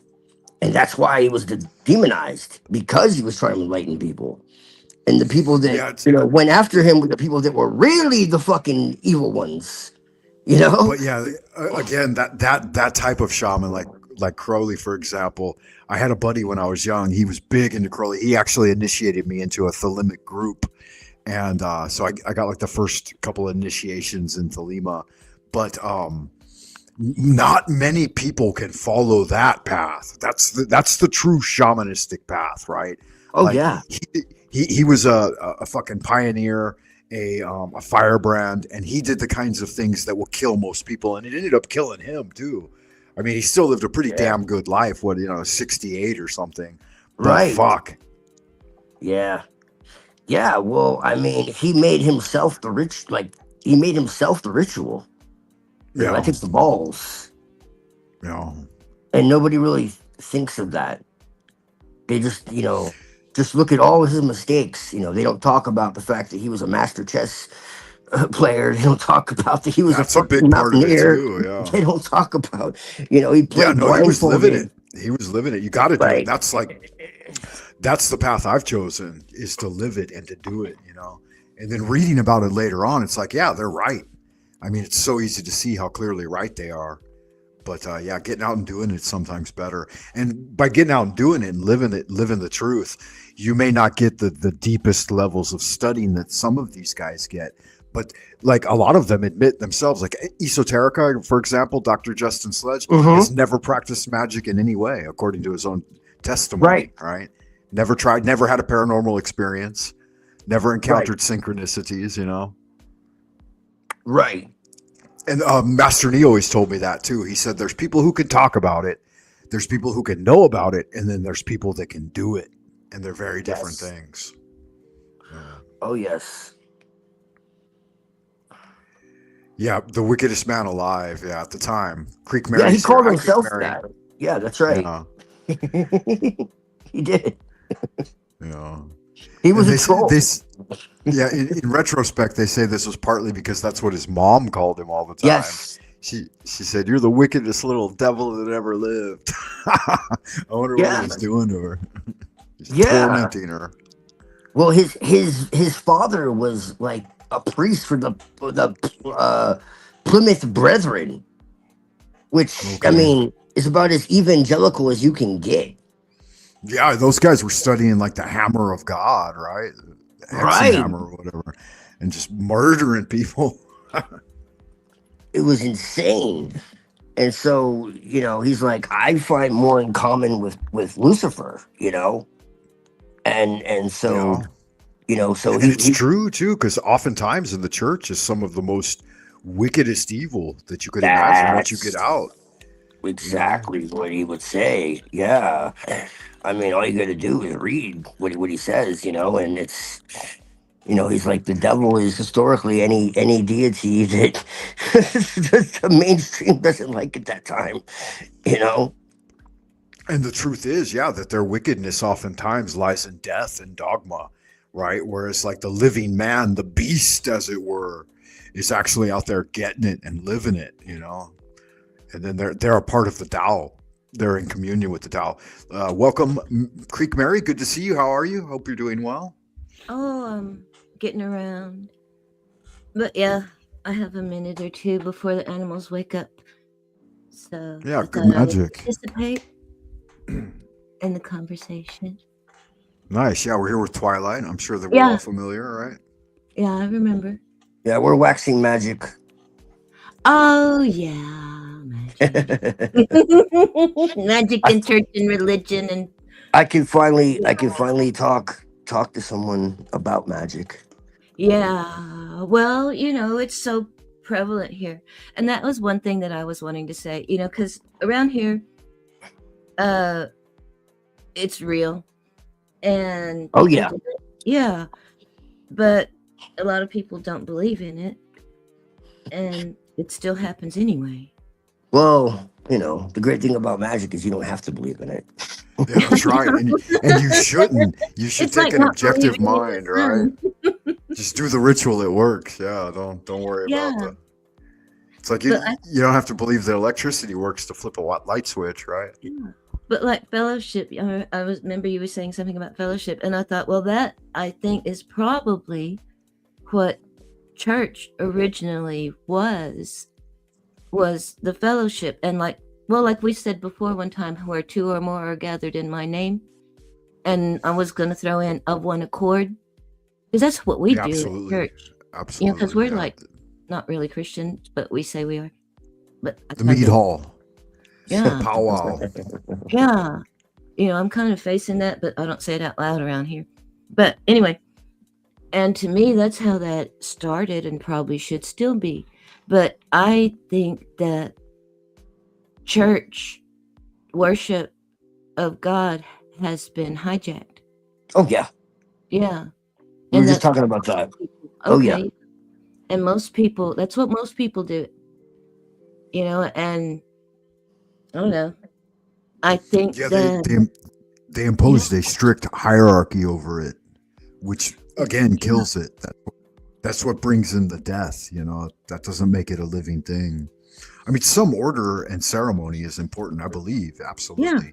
And I But think that contributes to the experience too, ceremony.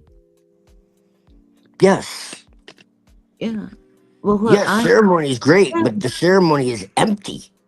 Yes, the ceremony. yeah, Well, like that's it the says, problem, right? there is a lot in the Bible. It's just empty, clanging cymbals if there's no spirit behind it. They're just Correct. noise.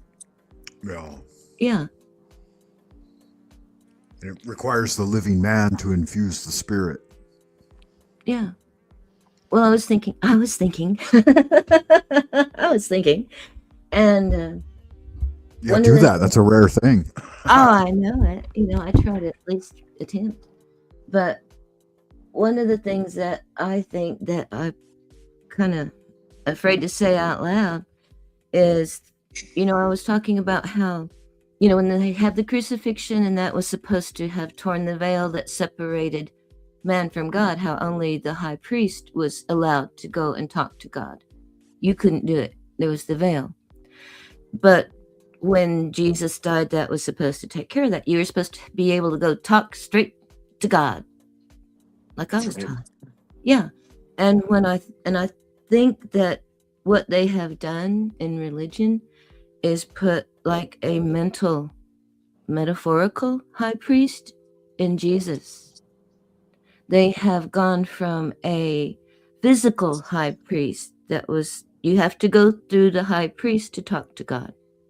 Yeah. And I think they have put Jesus in that place so that it's a mental high priest. Well, I don't know if I told you about this girl in church, white people church, hey, was trying to tell me that Jesus and God are the same. And I still, I quit trying to wrap my mind around that, because I thought if it's too hard, then it's probably not right. And so I said, okay, yeah, Jesus and God, because I said God is God, Jesus is Jesus. And I said, well, if they're the same thing, then why don't, because she prayed to Jesus. And I said, pray straight to God. And she couldn't do it. Their claim these days, right, is that there's no way unto the Father but through the Son. Yes. And you're right. That's in my mind, that was always a system of idolatry. That's how I perceived it as even a child. Like I thought, no, there's something wrong there. And it made a mental block. She was not able to pray straight to God, because I said, if that's the truth, they're the same thing, why not pray to God instead of Jesus? And she couldn't do it. It was a mental block. And I thought, that's what they have done. They have put a mental high priest instead of the physical high priest. And to me, that's what a lot of religion is. They've idolized and sacralized a dead man instead of a living spirit, Mm-hmm. Right. Yeah, and they And they, failed to which is really acknowledge the sick if fact. you think about it. yeah. So I've kind of been thinking a lot about that sacrilege, but to me, that's what it seems like a lot of religion. Oh, well, the whole thing. They put something between you and God, and you're not supposed to have anything between you and God. To me, You know, some people don't feel comfortable standing in God's presence, and I think that's why I they rely know. upon an intermediary. Yeah, you They got it. still harbor too much darkness in their heart. Yeah. And the thing is, you're going to have to do it at the end anyway. Like my dad said, at the end, none of these people are going to be there. It's just you and God at the end there. And I think people should get used to that right now. Well, and the end occurs every day, right? Like, Yeah. don't wait everybody's too long. It's already there. Memento mori, right? We must remember death Mhm. and realize that we are living among the dead right now, Yeah. and they're here with us. Every breath of life, your next breath of life is a gift, is what they teach. It's fascinating too when you fathom, like I was talking about earlier, that everything within your energy egg that you're originally gifted, the gift of God, is with you, and it manifests in different forms around you. And Yeah. people think in times of poverty and hardship, when they're impoverished, they think, "Oh, I have so little." But that's when the energy is deeply seated within you, and the temple is alive within you.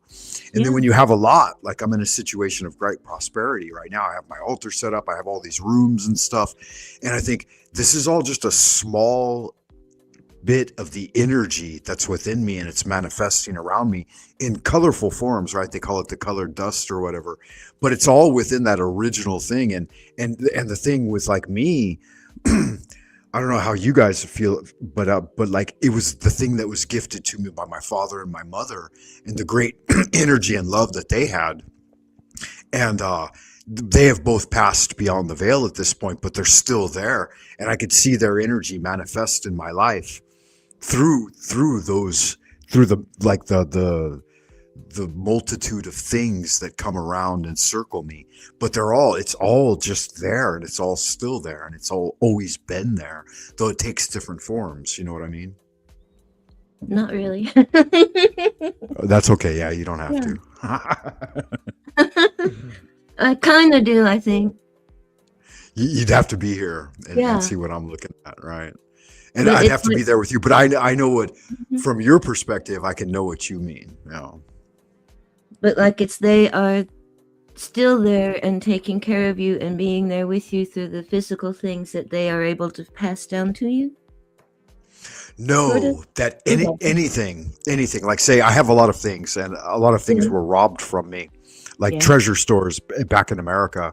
Like my house was broken into, and yeah, the rats got my cheese, right? And but then as soon as those things happened, and it like pulled me into a low point of darkness, like immediately after that was a big upsurge of many other like treasures and blessings coming into my life in different forms. And I thought, there it is there. That energy wasn't stolen from me. It was just things that had transformed in return to the self. And that can always continue to manifest. So I was born, within the kingdom of heaven, and I continue to live within the kingdom of heaven, whether I'm above or below the prime material plane, whether I'm sucked down into the very gates of hell, or I'm back up in the temple of God. It's all that same energetic expression, just manifesting in different ways. Like a moment ago when Twilight was talking about Lucifer and Jesus, and these being dual expressions. Yeah, absolutely. Yes. That's when you realize it. It's like, wow, it doesn't even matter, because so much of it's going to come and go anyway. Yeah. And it's all material, and I guess I kind of understand it flows in and out, back and forth. It comes and goes. Sometimes it's money. Well, yeah, and my key idea is that, it's not material. The material is the expression. The actual thing is the energy of your own being manifesting in that way. In a material way. Right. Yeah. Well, it is the way you perceive it, right? Yeah. Yeah. In a The material, well, I coalesced always light. differentiate material and spiritual, like the two big things. And the world is material. Yeah, so they claim, right? Yeah. Yeah, sure. So things manifest, and spiritual things sometimes manifest in a material form. They do. That's the real key right there. Yeah. And that's what we're always just kind of sitting on the sidelines waiting for, is that those, and a lot of people don't ever get them. That's what fascinates me, is there are many people in the world who are super, like, materialistic, diehard scientific materialists, and have never seen anything beyond. Like a moment ago when Twilight began his conversations, he was tying it back into the plasma. And how many among have seen ball lightning or plasma spheres manifest, right? Well, these are rare things. Yes, and this is part of why I'm doing my codex in this way. It's for me, but it's also for those that are of a materialist persuasion, so that even they, because again, I'm not here to convince anybody of anything. Those who hear me and understand the between, the devil's in the details. Those who can read between the lines will understand the more mystical, magical elements of it. But I can also speak to those who are atheists and whatever else in their language, because this is based in plasma science and cosmology and neuroscience and all this other stuff. Like I can bring the heaven to earth, so to speak. I can spiritualize the material, you know. And so that's one of the major things that I'm actually doing is, it just doesn't what I am creating does not require any belief at all. Yes, of course I have my own take on it all, and I think it's pretty fucking obvious, but it doesn't require for anyone to adapt my particular worldview in order to use this information. Yeah, it's good magic. And greetings and blessings to Dojo 2157. Dojo. So, Miss Mary, what's been going on in the Kingdom of the Beautiful, right? What's been happening in your part of the land? Nothing much, really. I'm not in the middle of nowhere, so nothing much going on.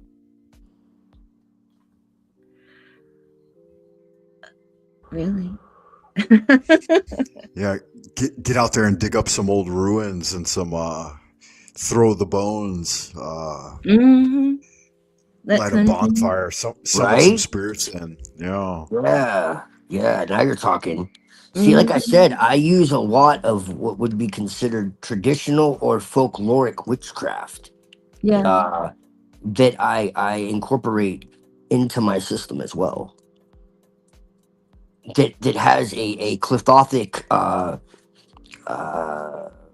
connection to it. What would be considered the Luciferian draconian tradition, because a lot of traditional witchcraft, if you actually follow it, has that what's the word I'm looking for? Aesthetic. Yeah, here's an interesting one to play off of that, just for a tangent quick.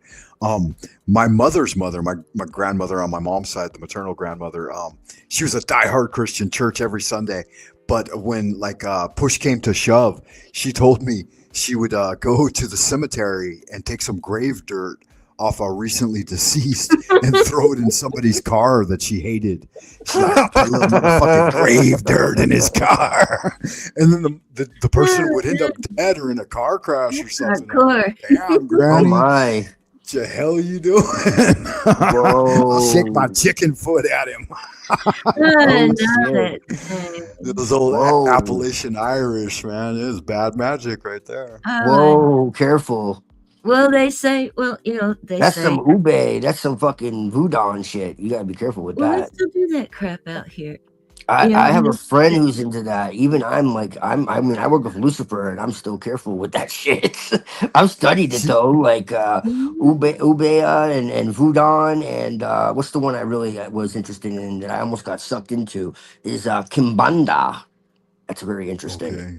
Okay. She Yeah. was a healer too, though. She said all that information was brought to her by angels. Like she would pray to God. Oh wow. A plague of mange going through like her entire area, and all the dogs were getting bad mange and rotting flesh and hair falling out. And she said she prayed, and an angel of God appeared to her and told her that that spring a plant would grow near her home, and showed it to her in a vision. And that spring, that plant grew, and the angel came back again and told her how to prepare it into a medicinal salve. And she went around the whole fucking area and gave all this dogs, like boiled down the herb or whatever, and put this salve on all the dogs, and it fucking killed the mange within just like a couple of weeks. And like she saved a bunch of animals, like I guess it was like a rotting disease. And another one that she told me about when I was a kid was the land she moved upon didn't have a good like wellspring or water, and she prayed and prayed and prayed, and she said it took 10 years, but finally water started to bubble up out of the ground, and that water's still bubbling there now. I still have that land, and it's some of the sweetest, most purest water on earth, man. It's really, really good stuff. And another thing that she prayed for were dogwood trees. She had no dogwood trees anywhere, like within, I don't know, 10, 20 miles of where she lived. And she prayed and prayed and prayed. And she said that took about 15 years. But finally, dogwood started sprouting on her land. She's like, God finally blessed me. Hmm. So, yeah, the kind of thing works, man. It's funny. Oh, and then on her deathbed, when she was finally passing, I was there. I was at her bedside. I think I was like, I don't know, maybe 11, 12, 13, something like that. But she said there was a giant black snake under her bed trying to consume her soul, and his name was Sam. And I was like, what the fuck? And Ah. that never meant anything to me, man. But like after she died, I think it was a couple of years later, I went back and I wanted to investigate that. I think I was like 17. And I went under her house where her room was, and I dug around and I looked, and there were burrows everywhere. And I stuck my head in one of those burrows, and there was a giant snake in there, man. And I was like, what the fuck? And it was Samael. I later slayed Yes. him. Yeah, I slayed him, not physically. I didn't kill the actual snake that lived there, but spiritually, I went back into that realm in astral travel and met with him again. It was wicked, man, wicked, wicked, interesting. Right. And that's from a redneck old lady that she didn't even know how to read the Bible. I'll Isn't that tell you a crazy? story about a common Yeah, mistake. that's Satan himself. He's the chief Satan. Dang, sorry, smoking. Okay, I'll tell you a story. My mom told me. Our churches are in the country, in the woods, and they're surrounded by little like tiny house cabin type things. Every family's got a cabin because they stay out there and camp out at church. And when she was little, this old man was dying in the camp house. And she said that there were all kind of sounds, animals, and eyes. She could see eyes out in the woods, and the deacons were all sitting up around the campfire because a medicine man was supposed to be trying to come and take him when he died. So they were keeping watch. Okay. And about the time he started dying, there was a light came out of the woods, floating out of the woods toward that man's cabin. And the deacons got out and shot at it and chased it through the woods and chased it off. And so another medicine man was there, and he told them, this is what they say all the time, that in like so many days they'll see somebody, like 3 days they'll see a man come up limping, because they always come back to you. And that will be the medicine man that they need to go after. So that's how common it is. That's how it is around here.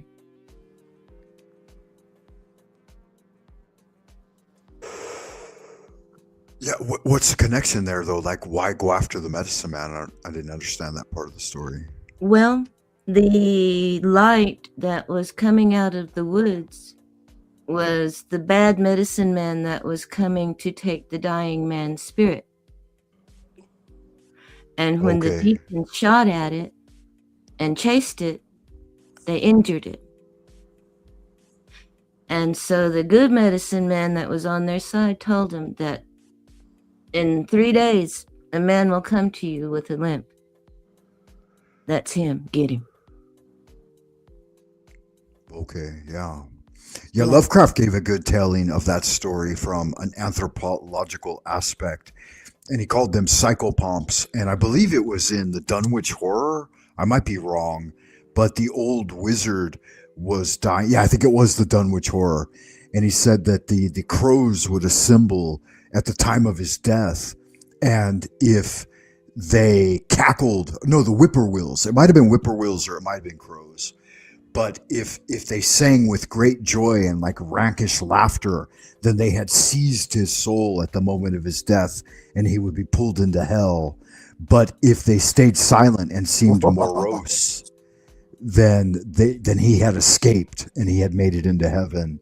And during his death, that's what underwent. So it's interesting too, because my grandmother's one, I stood at her deathbed, and my father as well. And my father on his deathbed, he said that my dad was never religious. He was always a hard-nosed businessman. And he said that both Socrates and Jesus, he said that one stood at the left side of his bed. I don't remember exactly which, but he said, son, I was the only one there with him at the time.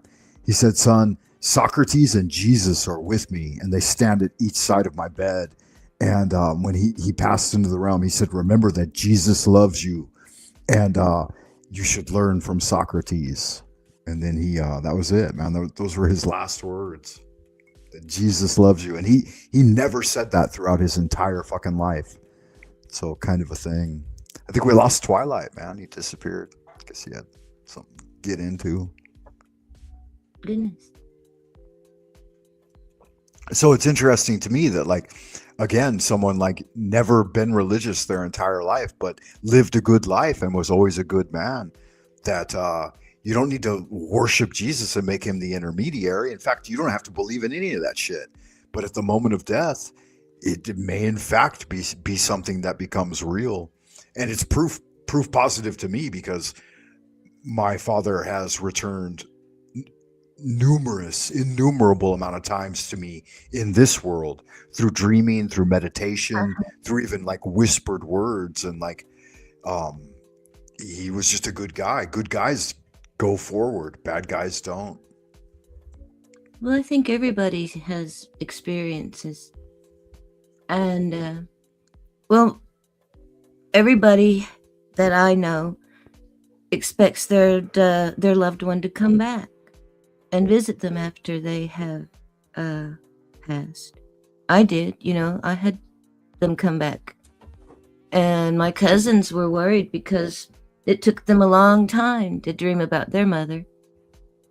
Okay. And so they thought she was mad at her. They thought she was mad at them. But then they both finally had a dream about her. So, but yeah, that's a common thing. And it's kind of expected that they'll come back and say goodbye to you after they're gone. Yeah. And some of the spiritual traditions teach that we shouldn't reach out to them too much or mourn too much, and give them at least a year to like get their bearings on the other side before you do try to summon them back. Hank O'Flimmy is here. Good magic. I appreciate you being here, Hank. How the hell are you? Do you know Creek Mary, Hank? Yes, we're good friends. Okay, good magic, man. I appreciate you being here. We're talking about spirituality, magic, all things, reaching out, death from the beyond. Have you ever had any type of what you would consider like super sensual, beyond like the everyday average cognition of the layman that touched you in some way that made you maybe more inclined to believe in spirit? Well, it's easy to go beyond the capabilities of a layman, but I wouldn't say it's supernatural. So yeah, it's very, very easy. Okay. So, like everything, like throughout your entire life, you think that you've perceived that most things have been prosaic, or have because I do believe, if I understand some of your background, that you are a bit of a magical practitioner. Is that not correct? Absolutely. And why would you do that? Have you seen results? Yes. Yeah, it works. Yeah, I have more grit than a layman because of my magical practices. I'm willing to try more things than someone who would just give up instantly. Right, right. That's good. Yeah. And what would be like the the general inclination of it is here's I guess my essential question. Is there anything you'd be willing to share? It doesn't even have to be of your own, maybe even a familial type thing, or something that that would make sense and maybe somehow at least invigorate the atheist to consider the alternative. Yeah. So, for example, I figure out how to repair my own teeth when I actually look for there was a thing I could buy off of Amazon, a temporary dental repair kit, but that layman wouldn't even try because they would just give up and say, "Well, hey, dentist, just take all my teeth." But I would actually put in some effort in trying to figure out an alternate solution because of my magical practices. Yeah, that's a good one. Yeah, homeopathic, naturalistic practices. That's important to me too, because I've always had some. Well, not always, but in my 40s, the old teeth started to give me some problems. So I definitely have been making some trips to the dentist and am interested in tooth care.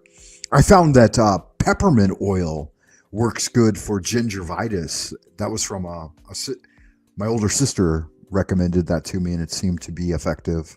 Yeah, I use ginger for that, ginger and garlic to get rid of any fungal infections. And chew on it raw, or what? Like, how do you use it? So I added my cooking regularly just for maintenance, but I would chew on it raw if I got a bad infection. Oh, okay. Yeah, good magic. Like, those are the mainstays of Chinese cooking. Like, in Chinese, we have an expression, even, we say that the fundamentals for cooking are cong, jiang, suan. So, like spring onion, cong, jiang, ginger, and garlic. That every dish must include those three things. So, yeah, we eat a buttload of ginger, garlic, and onion. Chives, I guess you'd call them in the West. Yeah, chives are kind of onion. Yeah. So yeah, those antibacterial, and that's good magic, man. I mean, parasitic entities getting in you, like through any type of food products, like meat and stuff, like that. Modern science has identified those as like demonic parasites, right? They unend the being to some extent. Yeah, and some atheists would say, "Well, it's not supernatural, so it's not magic." Okay, and you could say that, but it's in lots of grimoires, so we would say it's magic anyways. Right. Yeah, so welcome, and what's been going on with you recently, man? I saw you on Chats with Jack earlier today. Well, I guess yesterday day for before, you, yeah, right? not yesterday, day before yesterday. I didn't make it to him today. Okay, day before. Yeah. I'll go on these those on just later today, but I was on Jack recently. I'll go ahead and say that. Yeah, no, I saw you over there. That's good stuff. What else has been going on? I think that you had recently started a business endeavor. Is that correct? Yes. So I did make a corporation called Rugged. What I call it? Let me just check my documents. Rugged Commission LLC. So I registered a corporation. What I plan to do with it is to ultimately lower GDP by helping people with computer archive, backup, and demo services. I'm going to lower GDP because I'm going to keep their stuff running longer so I don't have to upgrade as often. Yeah, that's good. That's a kind of magic right there, right? There's been a big conspiracy among all of the Microsoft people, like with the rollout of Yeah, Microsoft 11, right? People are very up in arms that it's a bad deal. Oh yeah. So with Microsoft 11, they made it so that they programmed it so that it requires much newer computers than Microsoft Windows 10. But then people think they had to get rid of their computers because Windows 11 says they can't run on it, even though they probably could have programmed the operating system that can be compatible with the old instruction set. So Linux comes in to save the day because it works just fine on much older computers. You can't. It's not gonna be good on a super aged computer from like the 1995. There's other operating systems for that, but if you get a computer from 2015, it runs on it just fine. Right. Yeah, I've heard they've lost something like 30% of their market share to Linux. Well, when it comes to servers, it's actually greater. But when it comes to desktop, it's only the latest numbers have been saying only 3%. They lost to Linux. 3%? Is that all? Okay, wow. Well, for the desktop, if we include phones, then it's probably closer to 100% at this point. If we talk about phones and embedded, it's probably they probably lost nearly every phone's it's either Android or iOS, right? Yes. So for phones, it's nearly 100%. When it comes to different embedded, maybe it lost 80% to Linux and Unix. So, but Microsoft is losing ground, except in the cloud where they're using Linux too. That's right. Microsoft uses Linux in the cloud on Azure. Yeah, so that's Linux. Great. Go ahead, Miss Mary. I just said I've got to learn Linux. Yeah.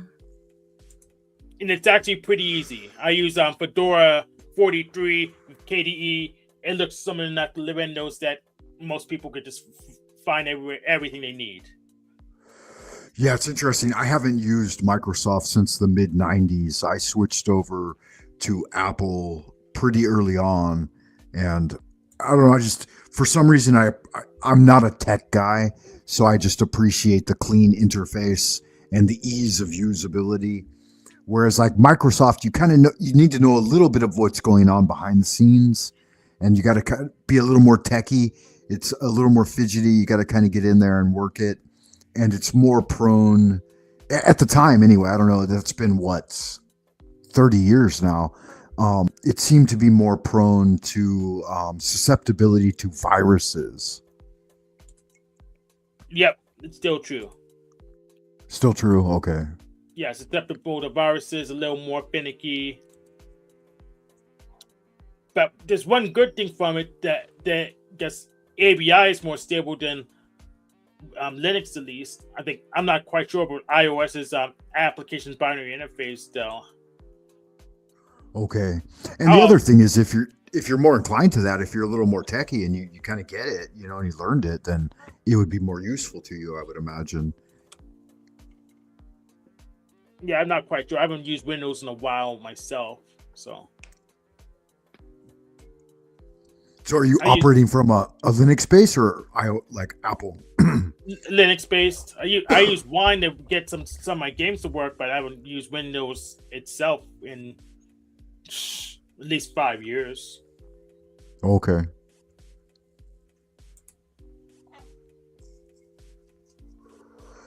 Yeah, it's been 30 for me. Yeah, so Miss Mary says that, yeah, she has encountered some paranormal phenomena, and GT was asking about ghosts and spirits and things like that. Yeah, they're interesting tales. I think I've told most of my tales here on the old paranormal, but one I've been looking into a little more recently, with Your Wish is My Command, kind of the title of the show today, was Abrahadabra, and the invocation of various takes on Hebrew that we look at. So a lot of people say that Jehovah is the I am, but I was listening to a rabbi recently, and he says that no, it's the I will be. So it's Ehaye, Esher, Ehaye in the original text. I forget exactly where it was. But he says that I will be what I will be. It's not I am So it's not a fixed state, right? The name of Jehovah, but it's a name of becoming or moving into. And so abrahadabra is the same thing as well. It's I speak there, and as I speak, I become. So it's a process of magical invocation into becoming, like to create or manifest things. And yeah, this touches into ghosts and spirits. Like there have been times in my life where I was at a transient point or under some transition, some transformation, a metamorphosis, and I did have deeply powerful paranormal encounters. Some of them were shared with other people, which is some form of validation, and some of them were independent. So just out of curiosity, does anything arise in the mind from either of you, Miss Mary or Hank, that would help the audience get a deeper connection to spirit and what we call the paranormal or the supernatural? Have you seen anything, Hank? Yes. So I've been watching a whole bunch of Star Wars fan content recently, and I just learn more about the thought process of politicians, because we know Padme and Palpatine were both politicians, and also I guess Anakin was more like a military general and stuff. He was raised from 9 years old to being a military cult called a Jedi. So just learn more about the thought process. We have Zenger and Darth Theorist, and that, so I can relate more to, I guess, the district criminals and how that functions. Yeah, do tell. So like your understanding of the Force, like have you touched upon the Force in a way that has caused a ripple in the Force, as it were? Yes, absolutely. And I do dip into that dark side a little bit, like Windu does, but I don't let it consume me. Yeah, a little bit of dark side. When I was younger, I was deeply interested in some of the darker magics, and I encountered a shadow being. Some people call him the Hat Man, right? And I learned some forms of shadow magic or shadow whispering, and like a dark form of qigong, though I didn't know at the time. But like the energy of the moon and at night and from shadows is very different than like daylight penetrating energy. It's a darker energy. And as a result, I was able to make some things, like to learn more about the dark power and to understand it at a more intrinsic level, I believe. There are some tales I could tell about that, but I walked away from that path and returned to the light. So I quit the darkness and sought the light. There's a question from GT in the chat room. She says, he or she, I'm not sure. Have you ever felt like you're the only one that exists? No. No, yeah. Pontificate a little more on that as well, if you would, either Hank or Mary. Yeah, I'm not the root mind. I don't have enough control over this universe. So I'm not the only one that exists. I'm not a solipsist. I don't have enough control for it to make any sense from my perspective. I always joke that y'all are all figments of my imagination. Yeah, right. That's been an idea that has been promoted. I don't think this is. I don't know if this is a recent idea or something, but I've seen this on the interwebs a little bit, and the idea of this core type of being and the oneness of, maybe you're in the kingdom of God and you are God, and all these things are just a part of your energetic expression. I think there's some validity to it, but it doesn't seem to be valid from my experiential evidence. I don't think so, but it's possible. It's possible. Well, I'll tell you what my cousin told me. She shared a little bit with me, because this medicine man wanted her to learn. And she considered it for a while. But one of the things that I remember her saying was that you're not supposed to judge. That you can't decide, I won't do something for this person because I don't think what they're doing is right. That if somebody comes to you and you do it, then you don't worry about that. You're not supposed to. And another thing that she told me is that some of them require a death. Some of the things that you do. Some require what? A death. Oh, okay. Yeah. Can you explain a little more of that? That if you want to do some medicine, magic, against somebody or something, or to get something really big, it requires a death. Somebody close to you. That's not necessarily someone close to me. I mean, I can reach out and grab someone at random. No. This is for real. This is like, I'm not just speculating. This is what she was told, that if you want to do some particular things, and she didn't go into detail, that it will require a death. And if you want to do it this way, it needs to be somebody close to you. You don't just go grab somebody. If you're going to do this, that's what it requires. Yeah, that's one way to get it. Where you can use your own death to transform, like Neo does in the Matrix. This is like you have to get somebody close to you and kill them. They have to die. Yeah. You could do it that way, and there's consequences from it. But there are consequences from it. Yeah, but there's other ways to get.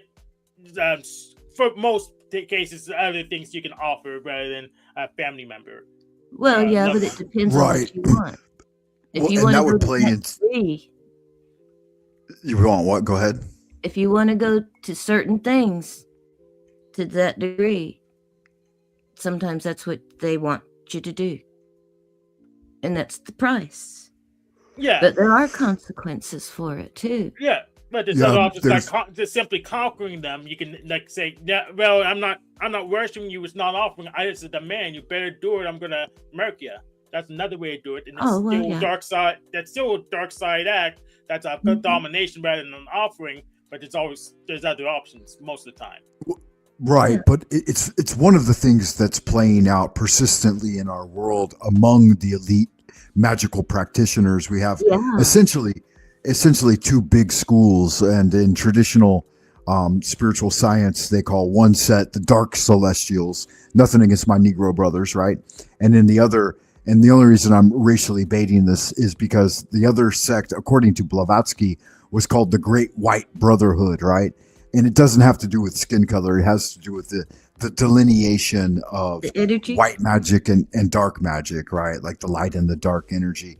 But these blood magic rituals, we can see them playing out, like the capture of Maduro required the sacrifice of 60 Colombians? Is that correct? Well, God, just think of the Vietnam War. It's a little too far back. Keep it a little more modern. The Iraq War. Yeah, the Iraq War. Saddam Hussein. How many Iraqis had to be murdered for his capture? So he was a powerful magician, obviously. Exactly. And was it 1 million? I don't remember. Something like that, though, right? Yeah, and I usually, instead of using offerings, to use domination. I learned that from Faustus Crow.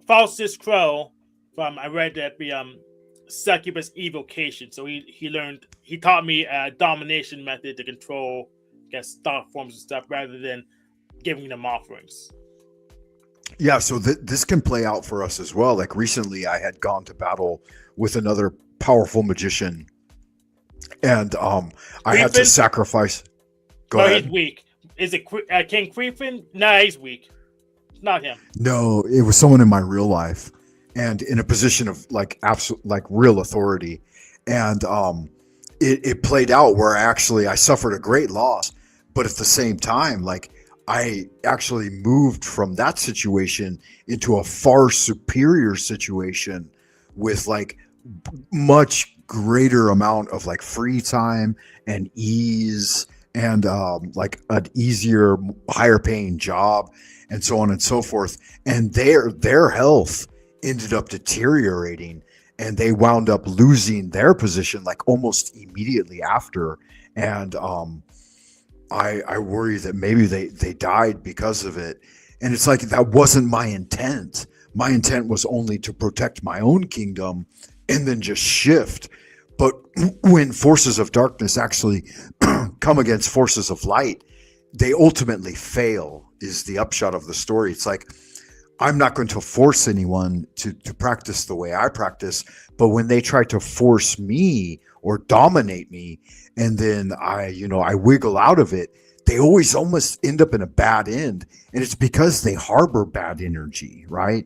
And so I think harboring the darkness is not a good way to go. So in the Maduro situation, to bring it to modern day politics, like, what do you guys think about Trump? What would be, if you're going to flip the coin 50-50, heads up is he's working towards the betterment, or tails up, he's just a pawn and working towards the destruction? What do you think? I'd like to get both of your takes on that. Destruction. I would say destruction. I used to be Republican. I voted for him in 2016 and 2020, but once he did the January 6th thing, I knew for certain that he was just pushing towards destruction. I actually deregistered as Republican, I think back in 2017, 2018, because he didn't do what he said he was going to do. And I even have 3 legit Trump hats. So I would say he's going towards destruction. Okay. So you would lean more towards, and I may be presumptuous here, but would you lean more towards the Talcottian assessment?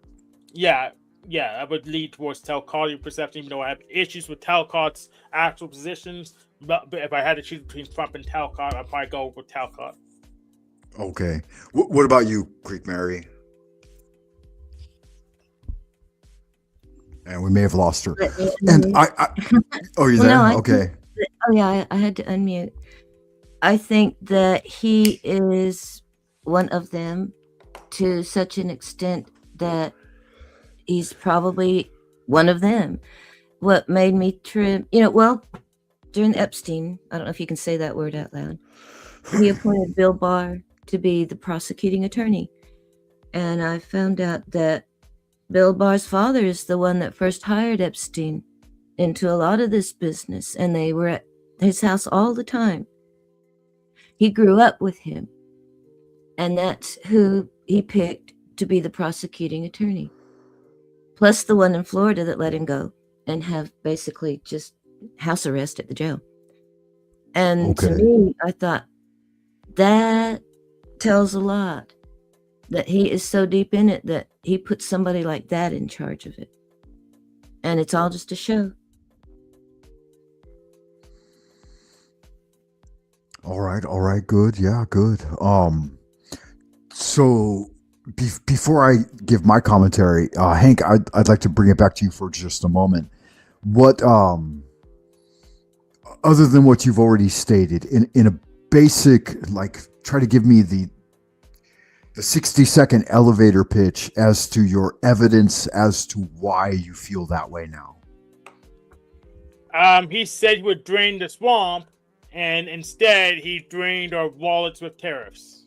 So the swamp's still warm and balmy, and now we have to pay more for RAM because the cartels are going gangbusters on us. So he's not doing what he said he was going to do. He's doing something else. Yeah, that makes sense, especially from like the ground level. So you have not seen like a reduction in gas prices or food prices or rent prices. Is that correct? I've seen slight reductions in gas prices. I've seen slight increases in rent. Food's been going up and down, but it's not what Trump promised. That's good to know. That really is good to know, because I was suspicious of that.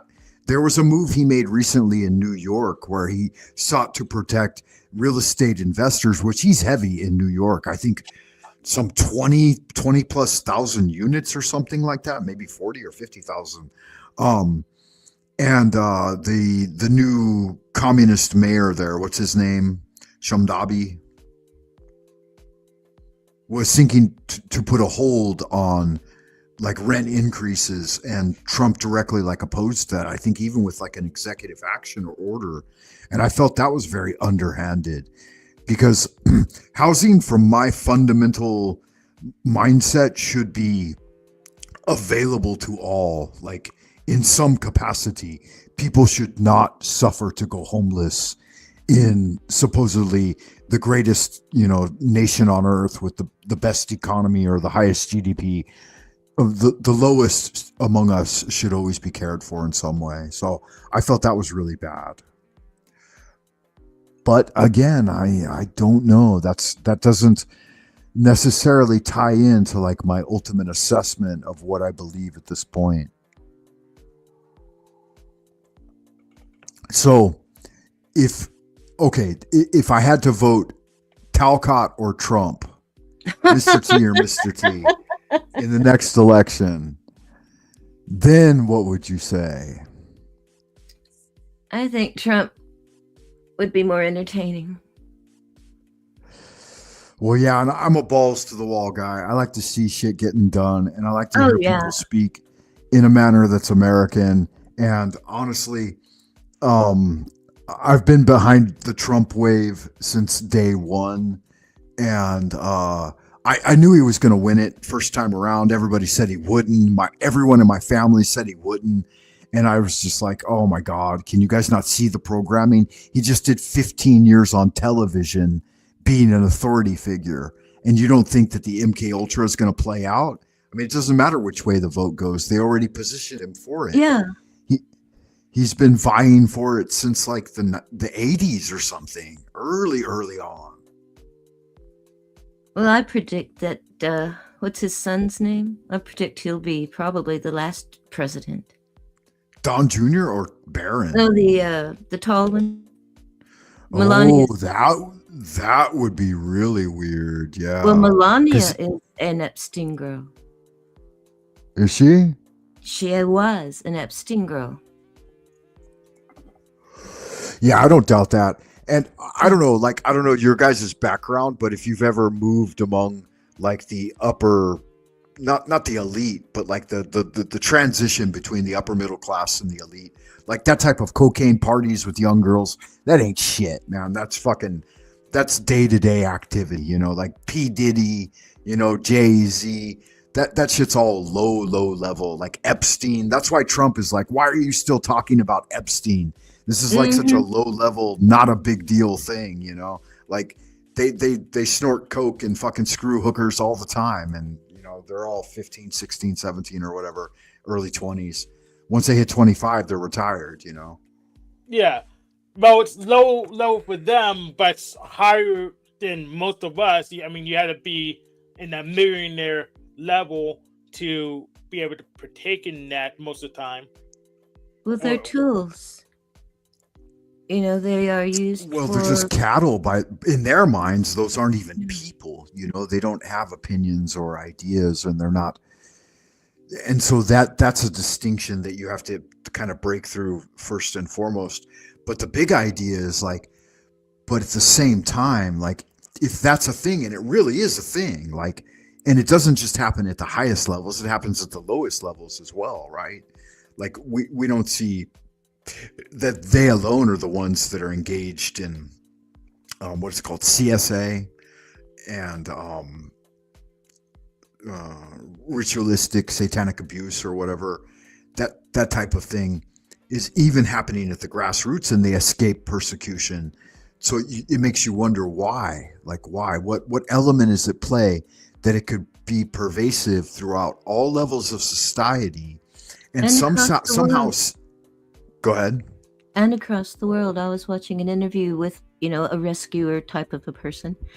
And he has talked to girls and rescued girls, and they all tell the same sort of a story. And he said this sort of thing happens the same way all around the world. So it's pervasive, not just through economics, but it's around the world. Oh yeah, absolutely. And we can think of like places that are absolute destinations for it, right? Thailand's, the Philippines, and why would the Philippines be such a prevalent place of like um, sex workers and prostitution and that type of thing? I mean, it's directly connected with the U.S. Navy and the military, right? Um, Here, when I first arrived in this town, nearly 30 years ago now, like it was everywhere, and it was so prevalent. I was like, and I thought from like a father's perspective, like your daughter's missing from your village, and now she's in the city and doing this, and it's like 20, 30 kwai or whatever to walk in there, and then the people that were controlling it too. Now it's no longer present. Like they've rooted all of that out. And that was one of the big questions I wonder about. Are those things that they will continue to propagate, or are they things that they will root out from society? Because it is those gang elements like Tren de Aragua or Mexican mafia that has perpetrated a lot of that. The average American isn't doing that. I'm not going out there and pimping and organizing brothels and places like that. I never would, and no one in my family would, and no one in my neighborhood would. But that infiltrated into Los Angeles and was a big part of LA, along with crack cocaine distribution and fentanyl and these other things that are eroding the fabric of the American people. Is Trump not directly fighting this? Have you seen less flakka zombies on the street? I mean, is there less availability of opiates and and at the same time, is there less availability of that and then more availability of like nourishing foods and stuff? You know what I mean? And I'm asking you guys because I'm not in America right now. I don't know. I wouldn't know where to get opiates other than from the pharmacies. So Really? so I don't know. Yeah, good man. Yeah, that flakka shit will kill you, right? I mean, it's deadly. But I don't know. I guess people enjoy it. Their daily dose of ketamine or Ambien or Oxycontin. I don't see how that can be a pathway towards thriving, flourishing life, though. So I've seen the immediate actions recently. Like, what do you think about Maduro, Venezuela, Colombia, Cuba, Greenland? What's your take on that, Hank? Oh, I actually like this precedent. So if world leaders are kidnapping each other, then sooner or later, they'll both try to kidnap each other at the same time, and then they'll probably just initiate a duel instead. So we're going into Star Wars style justice. I'm in favor of that because it gets rid of the politicians. We don't need so many of them. We need more representation, but we don't need as many politicians to do so, because we have part-time politicians, we have full-time politicians. Yeah, that's true. They're just parasites on society. I don't think they got the kind of cojones, though. It shows like, do you think there's really any military force in the world that could even like challenge the U.S. Navy or Air Force? Or like, it's the large, you do realize that the U.S. military industrial complex is the largest economy on Earth, right? Yeah, so right now, no, I don't think anyone can actually challenge them. Yeah, and somehow as being an American, that actually means very little to me, because it doesn't protect my property rights. It doesn't lessen my taxes. It doesn't really do anything useful for me in the day-to-day world. But I would say that I saw all levels of American society infiltrated by hardcore gangs from South America and even Asia over the last 30 years. And even to make an attempt to fight back against that and get some of those fucking diehard, like bloodthirsty criminals out of our country, I think is somehow useful. Somehow, fuck. I would rather see military on the street rounding some of these guys up. But here's the big problem. It's the same system that let them in to create the problem in order to be able to come along later and solve the problem.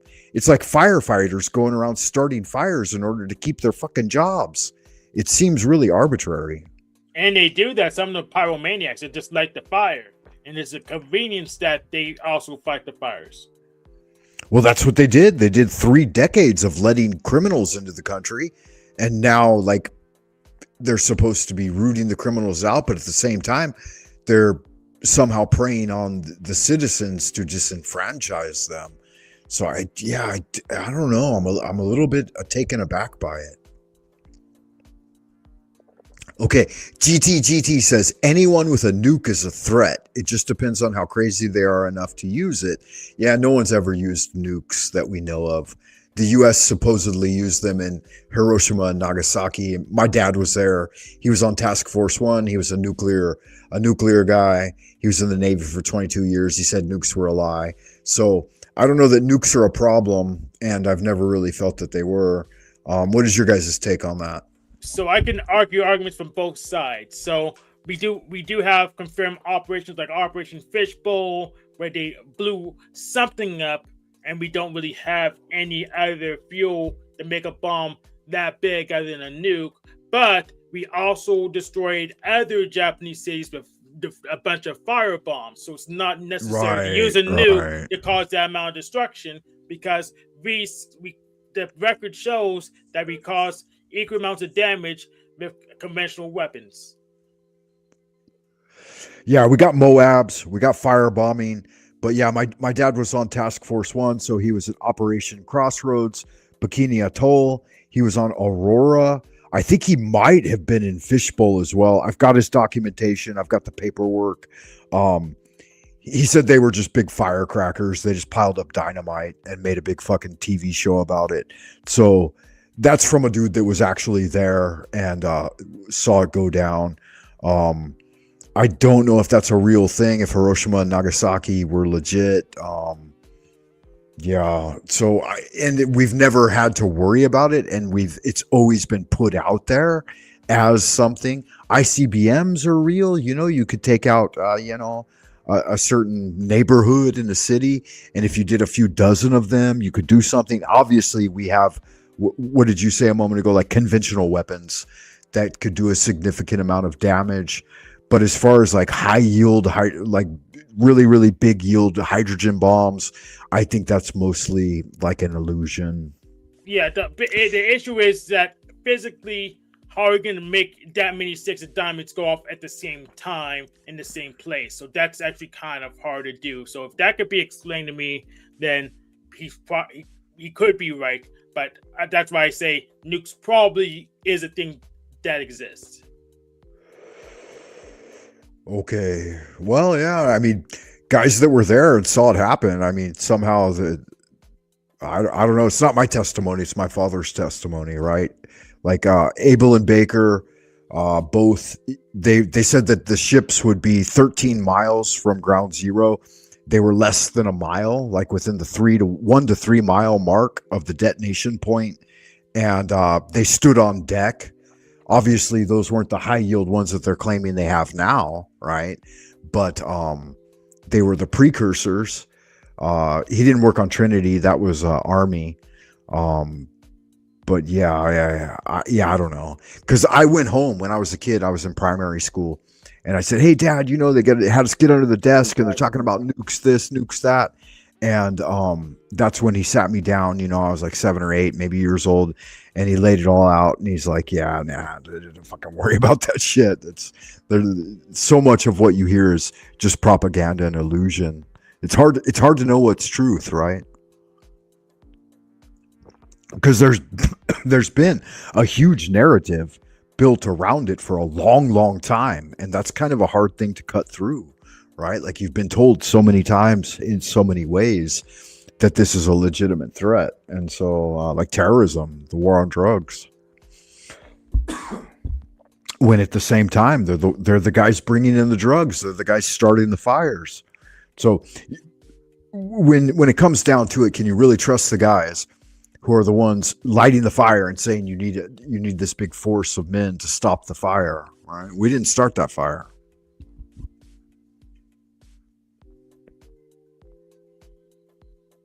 Well, I think it's allowing the government to have a lot of control over the citizens.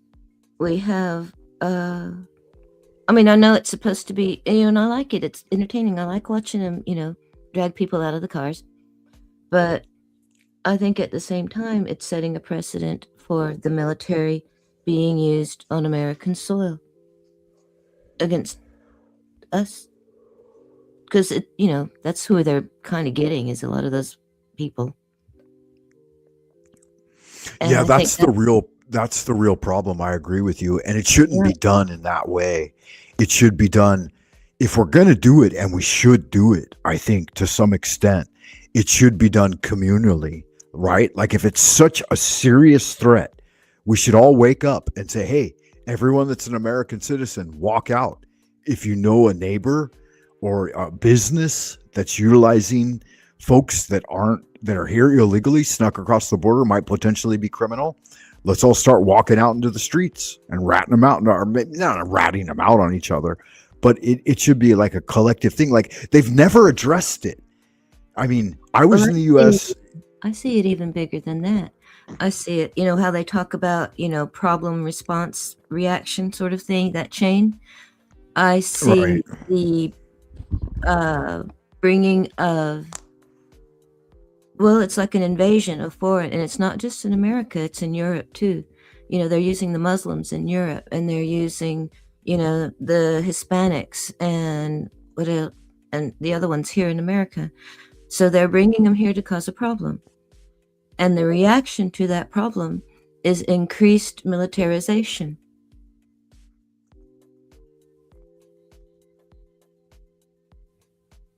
And I see it as probably I see it as deliberate. Yeah. And it's something that at the same time was like, it's been predicted by certain people on the inside and the know. Another example from my early childhood was manufactured crime in Los Angeles, right? They distributed the drugs onto the street so that they could catch the people with the drugs and then throw them in prison. And now they distribute the criminals into the country so that they can catch them and at the same time increase militarization and seize things from the citizens. And make it normalized. Why? Because you have to break the backs of people who established something, right? What did we see during the global lockdown? What was destroyed? What did they destroy during the global lockdown? Small businesses, right? Like 90% of all small businesses were closed during the lockdown, and only the corporations were allowed to operate. And that's the same kind of thing happening again, right? They're coming in, they're taking away the house cleaners, the gardeners. But at the same time, there is a prevalence of individuals from these what's the word? Categories that are preying upon average everyday Americans, because I've seen it play out in small towns in the U.S. My mom lives in a little neighborhood that's only got 500 people, and her house got shot up by like a gang drive-by in a place that never had any diversity until the last 20 years, right? Now these guys are running around, they're getting drunk and high, and whatever, and they're killing people and raping the locals. And it's like, where do they get these folks? And supposedly Venezuela emptied their prisons and sent them over here. That's something that needs to be addressed.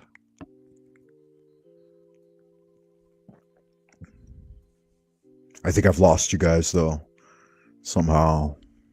No, I was waiting for you to finish. Oh yeah, I'm finished. Go ahead, Hank. What do you think? Actually, I don't really have much of I don't have much of a comment. I understood, but I don't have much of a comment on top of that, though. I guess I just nod my head and agree. Well, I'm curious, what part of the country do you reside near northeast, right? New England area? Yeah, I'm pretty close to that. Between northeast on the border to the Midwest, so Pennsylvania, eastern Pennsylvania. No, western Pennsylvania. And you're not a kid. I mean, in the day-to-day that you've seen things playing out, has there been any dramatic changes in where you've lived and like the the general environment of things and the way they're going? Yeah, where I live now, businesses are closing kind of fast, so I'm actually gonna move soon. I want to make it. I want to be in a dying place. It's good for That seems retirees, to but it's not good for me. that seems to be like the order of the day, right? It seems to be something that has kind of been like implemented over the last couple of decades, right? Well, there are places near me that aren't dying. Just like townships start growing, getting more businesses, getting more people in there, building. I just don't live in one of those right now, so I move a few miles down the road where I can be in a growing place instead of a shrinking place. Okay, so you're thinking about a move in the future, huh? It's kind of a big Yes. deal. Yep.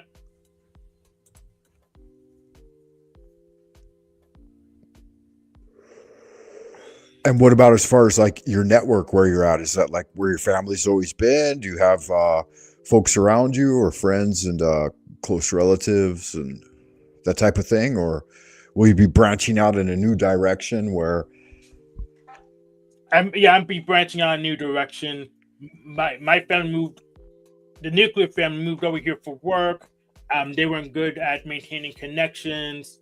But I can get my own connections. I'm pretty flexible on my own, so I'm just moving to places moderately more compatible with how I do things than where I am now. yeah, good deal. And that's always a really powerful magical act when you're doing that, because there'll be a lot of growth and transformation, a metamorphosis, as it were, right? You'll be coming out of your cocoon. How long, if I may ask, how long have you been where you're at now? Like 15 years, I think. Yeah, that's huge then, right? That's kind of a big deal. Yeah.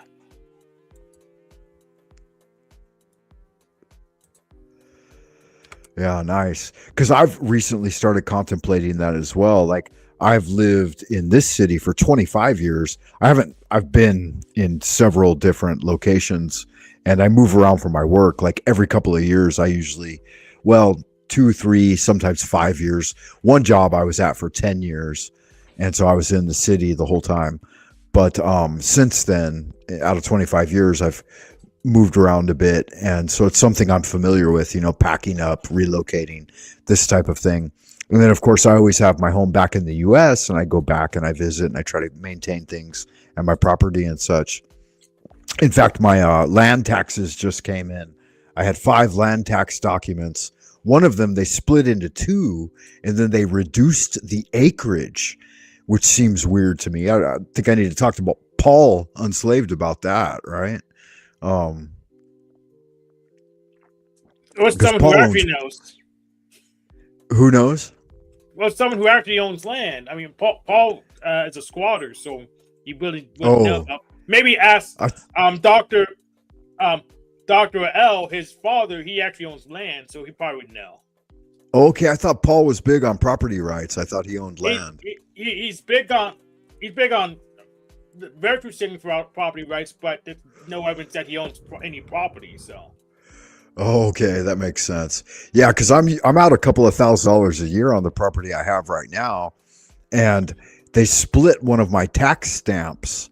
Like you get a tax stamp every year, right, to pay your property tax. Yeah. And they split one, and they recalculated my acreage, and it ended up losing like 3 acres off a property, which seems very weird to me. Like they said that it had to do with county and city, like the city took over a threshold. So I think it might be in eminent domain.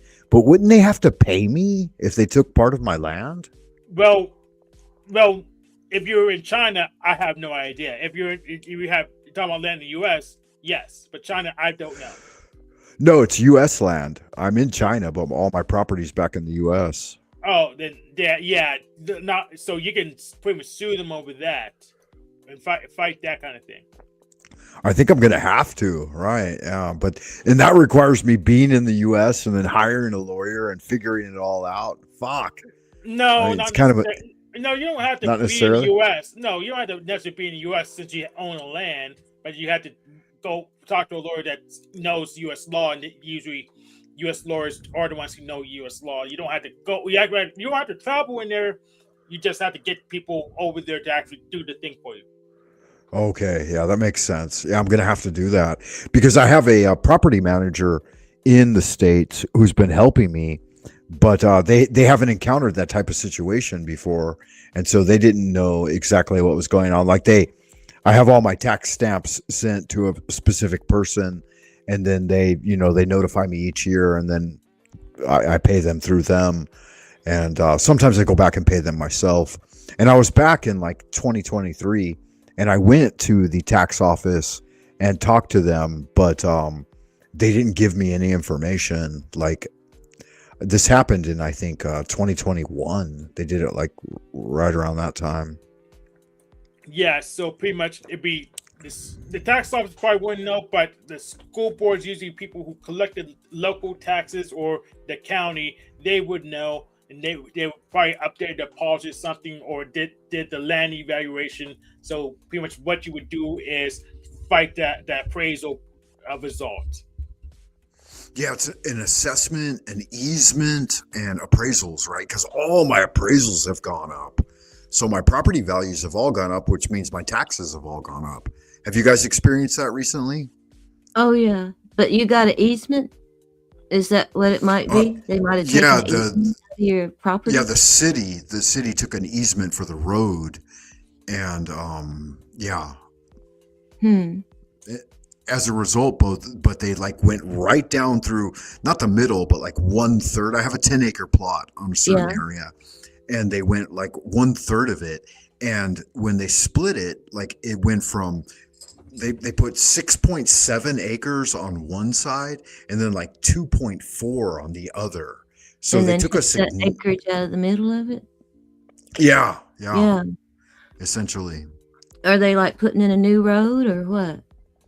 No, they're talking about like increasing the road capacity, but they haven't done anything. Mm-hmm.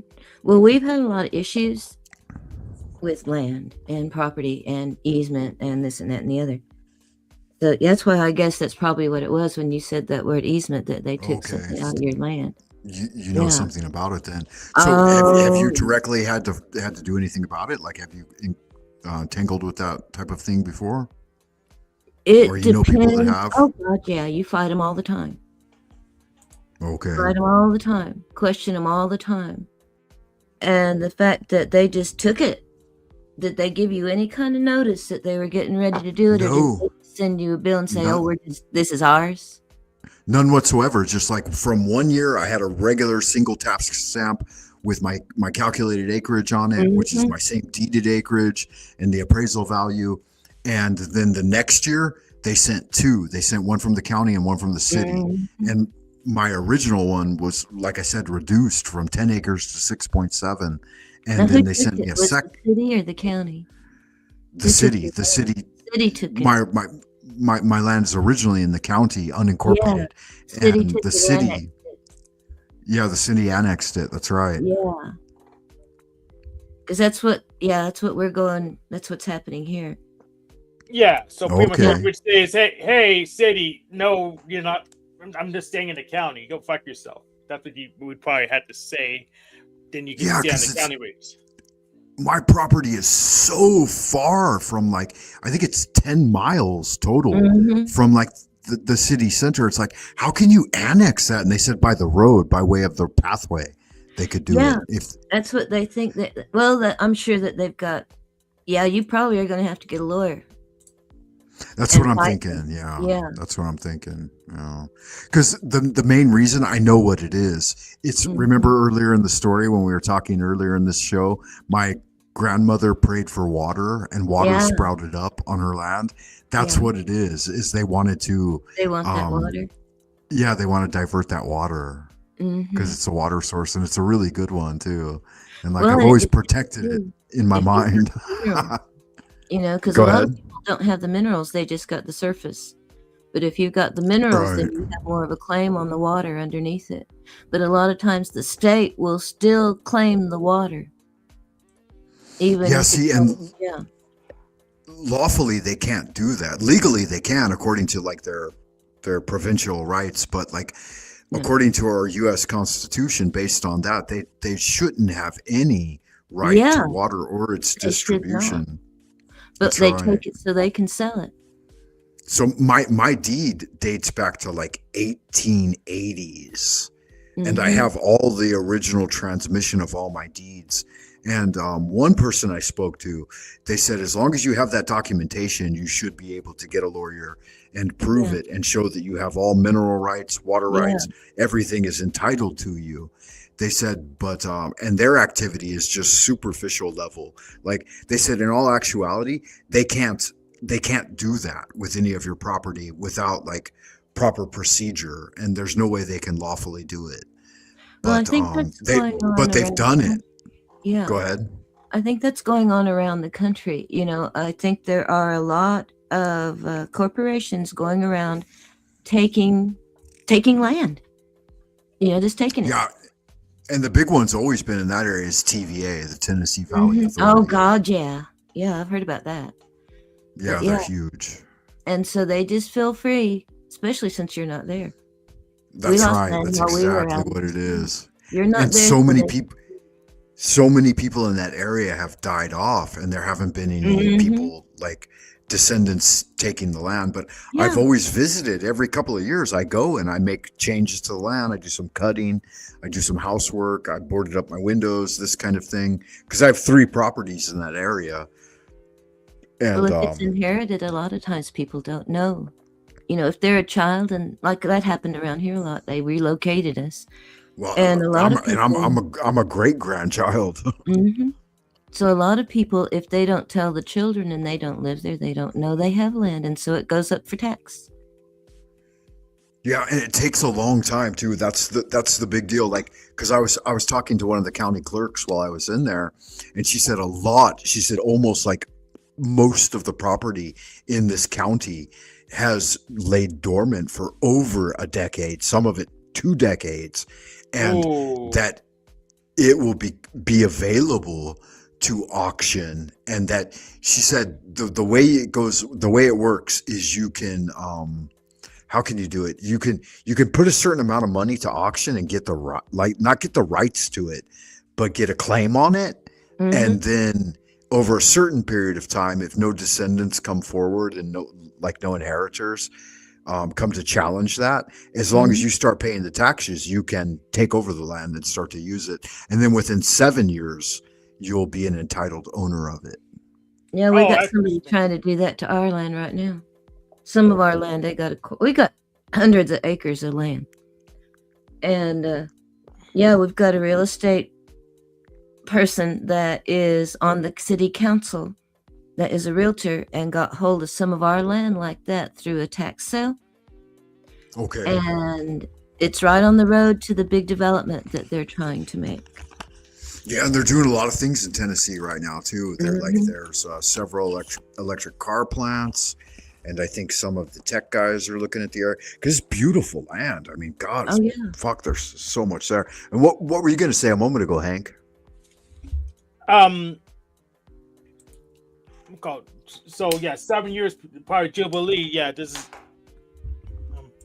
I guess I forgot. They went that. Oh yeah, it's squatters' rights. Oh Like yeah. 6, I think it's 3 months entitles you to basic tenant rights, and then like 3 years or something like that gets you like basic residential, or maybe even less than that. But 7 will give you squatters' rights, which means Yeah. you can claim the deed. Yeah, this is what Paul is next with, the squatters right. Well, Oh, yeah. he dabbles in. I'm not sure if he actually he won Yeah. the squatters rights before yet, but he dabbles in it. He out of the people in the Panelverse, he would be like. I'm gonna have to Probably go be my check top it out. 10. We wouldn't be my top 5 though. Yeah, talking about all this Okay. gets me wound up. Like I Yeah, me said, too. we're fighting Me it too. right now. And we've had our land since before there was Oklahoma. This is original Trail of Tears land that they're trying to take. Anyway, I That's need to where go. I'm I at need to too. go check I They it got- out. took it before, they're taking Okay. some more. Good does magic, get Mary. me Yeah, wound I'm on Trail of Tears land too. That's right. Look, I'll see But you're y'all an next time. Indian. I'm a white man. Oh, Okay. yeah. Blessings to you. Bye-bye. Much love. Yeah. So Creek Mary, she's a featherhead. I don't know if you knew that or not, Hank. I never asked. Oh yeah, yeah. She's a redskin Indian, a savage. Don't give her any of that fire water, right? She'll scalp you. Yep. Yeah, I'm just being playful. Anyway, yeah. So the land thing is it's kind of a pain in the ass just because I've paid so much money over the years and I've invested into it. And my father originally paid off all the debts that my maternal grandmother owed, and she had inherited it from her father. So it's like great grandfather. And the only reason I got like her portion of the land was because I was the only grandchild that would visit her, and I would visit her every summer. Everybody else is like, fuck the country, fuck grandma, it's bullshit out there. But when I would go there, I could ride motorcycles and shoot rifles and, fucking chew tobacco and stuff like that and grow pot. So she was the only one that felt like I had any interest in being in Tennessee. And so when she passed away, she gave everything to me. I guess And you a fucked five, up. uh, I guess you fucked up. You're not in Tennessee anymore at all. no, I like it a lot though, man. I loved living there. I was there for like 8 years. On and off, probably more than that, probably close to 10. Really beautiful place, man. Where yeah, you're in a similar type of region, right? But a little colder where you're at. Is more Yes. city, more urban? I don't know if it's more urban, but it's colder. I like rural areas, man. I really appreciate a rural setting. Like I enjoy it. Yeah, I've gotten tired of mine. I need to go a little more urban. Okay, because I live in a city of 25 million people now, man. I've been in the big city for the last 30 years. And I moved away from there in my mid-20s. I moved to Boston, and I was in that area for a while, and then I came here. But I grew up in LA. I mean, I was a Los Angeles kid. But the country, it's dear to me. And the thing was, when I found out that a lot of that land is unoccupied now, like I could go in there and buy a lot of that. I have the money to do it. And I feel like that would be something for my retirement. I'm talking 300, 400, 500 acres, and really do something interesting. Let other people come in and do something interesting. Now's the time. Say again? What do you plan to do with it? Fuck, just invite people to come and build shit and stream and, I don't know, start a community, like make it thrive. It's right on the Tennessee River. It's right above Shiloh. And so it's kind of a historic spot, but all that farmland, it's like no one's using it anymore. The farmers have retired and died, and it's just, I don't know if anybody would be like start a new Austin, lay the foundation of some sort of Talcottian kingdom. Invite Talcott to come out there and do life coaching seminars and build some teepees or something. I don't know. It'd be kind of fun.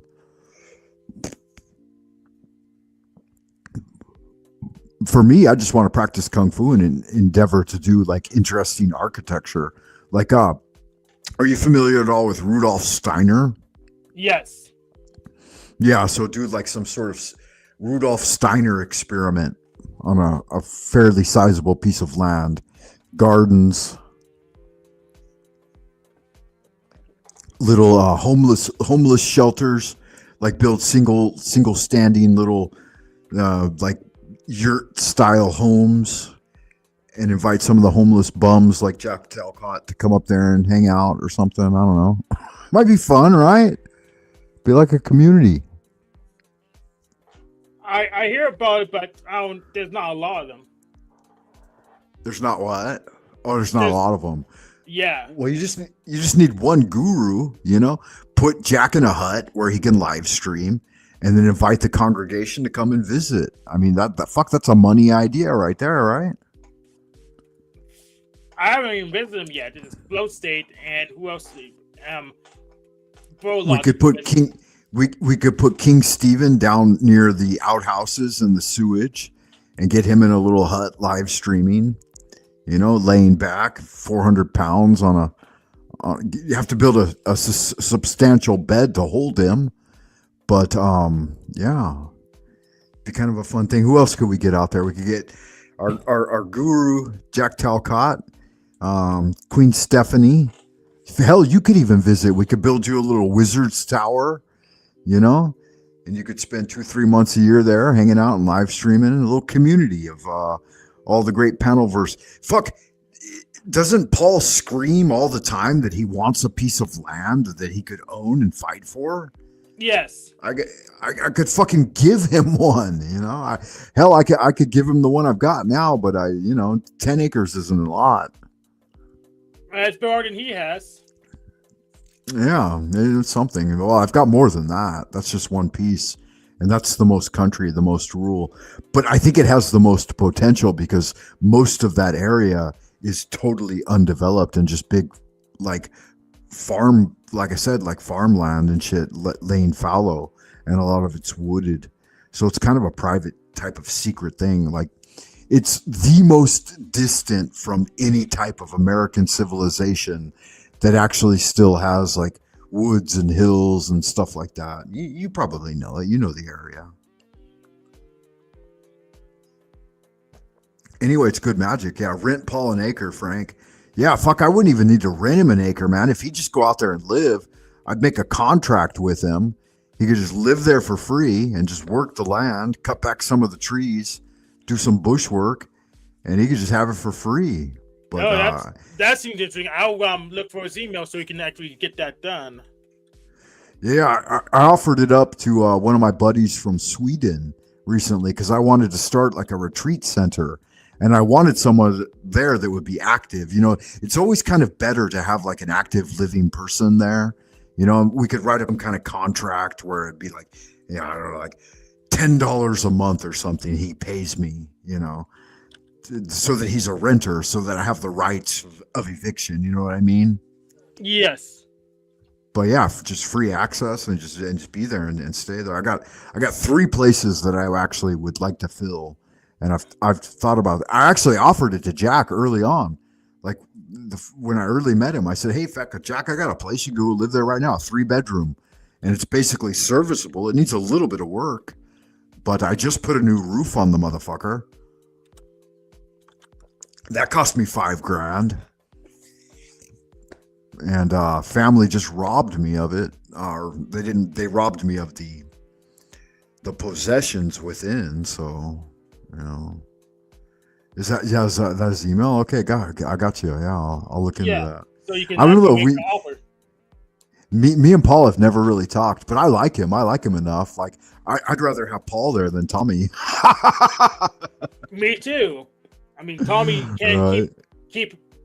Paul at least knows how to keep his YouTube channel safe. Tommy can't even do that. Yeah, Tommy just turned it into a junkyard, like a bike yard. At least Paul would try to like build something and do something. You know what I mean? Well, even if Paul doesn't build something, at least he's not going to destroy it. Right. That's the key difference. Yeah. So that's good magic. Yeah, maybe we've made a magical connection tonight, man. Hank, that would be kind of a fun thing. Because I'm planning. I wanted to go back this winter, but I don't think I'm going to. But I think I'll go back this summer, and I'll look for some legal counsel, and I might. I might invest in a little more. There was a property real near mine that's like 100 acres, and it recently sold for $300,000. But I've heard that it may be up again, and so I might be looking at like a big piece of land right in that same area. And I'm doing the calculations because I'm only going to work here for another 10 years. Then I'm going to be coming home, you know. It's trying to pay well. Yeah, I've done well since I've been here, and I'm looking at another property in Riverside, California, as well. So I'll probably be coming home this summer, California, Tennessee, for a little bit. So we should keep in touch, man. And I might as well give you my email too, just in case you want to. Paul doesn't want it and I need it or something. So I'll give you my email. Yeah, you sure. have my Discord already. Yeah, good magic. Yeah, drop it in the private, and we'll keep in touch. And I think it would be kind of a fun thing to like really connect all the folks that have associated here on the Panelverse, and like I don't know, like ultimately that's the type of thing I'm going to invest in, and it would be fun to make it like so many there have been channels that have been so successful on doing things like that, like homesteading programs, and reaching millions and millions of subs, and then really getting monetized and really doing something. And I think with like the magical angle, the religious angle, the lawful legal angle, like it could be a thing that would be like, fuck, we like they're wanting to do with Greenland now, like was Elon Musk wants to start his own private city in Greenland. Have you heard about that? Yes, but personally, I'm bearish on the Panelverse, which is why I haven't made a point to come to panels as often. But yeah, because nothing plays out, right? Yeah, no, yeah. I think it's a magical idea. I mean, I think it would really be something that might actually, be worthwhile, be a worthwhile endeavor, especially for a retired dude, because there's another retired dude in Australia that's got like a huge piece of land and wanted to do that, and he invited people, and nobody ever showed up. He's like, "Fuck, the land's here, I own it, and you just come up, and do your thing." But Australia is kind of a distant location, whereas like the Tennessee Valley, that's not so far from everyone, right? I mean, it's somehow close because Nashville's been exploding over the last few decades, right? Yeah, well, I'm not sure. I haven't checked in a while. Okay. Whereas like the only thing before that was like Memphis. Other than Memphis, Tennessee really never had anything. Anyway, yeah, look into it. So good magic. I'm going to go ahead and wrap up the show then, Hank. I appreciate you dropping by and saying hello and hanging out with me for a while. It's kind of a big deal.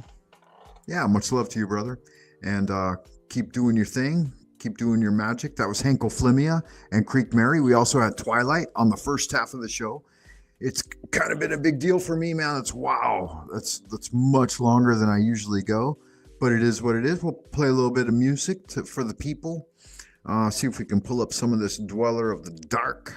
Make sure I copy and paste all these emails I got in the back now. And nigga this, nigga that. Who was your nigga last year? Here it is here. Yeah.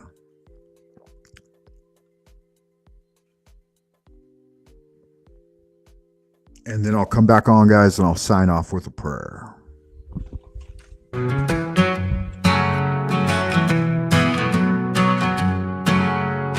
Eagles flying high, cats on the prowl, devils in your bed, their whispers so loud, witches on my heels, so they'll steal, running in the dark, truth they conceal, blood on the walls, splattering a sink.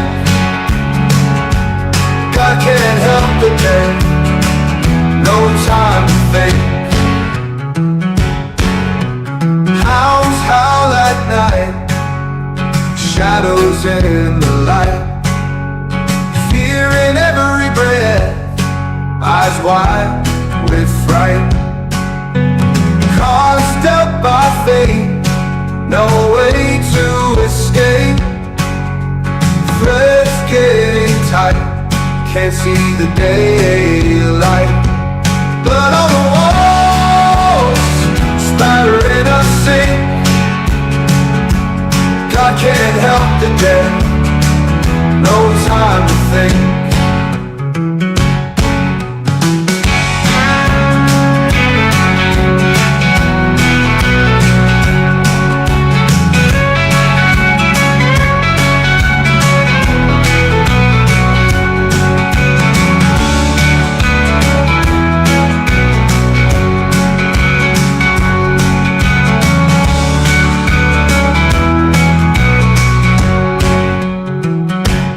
Cards dealt by fate, no way to escape. Threads getting tight, can't see the daylight, but on the walls, spattering a sink. I can't help the dead, no time to think.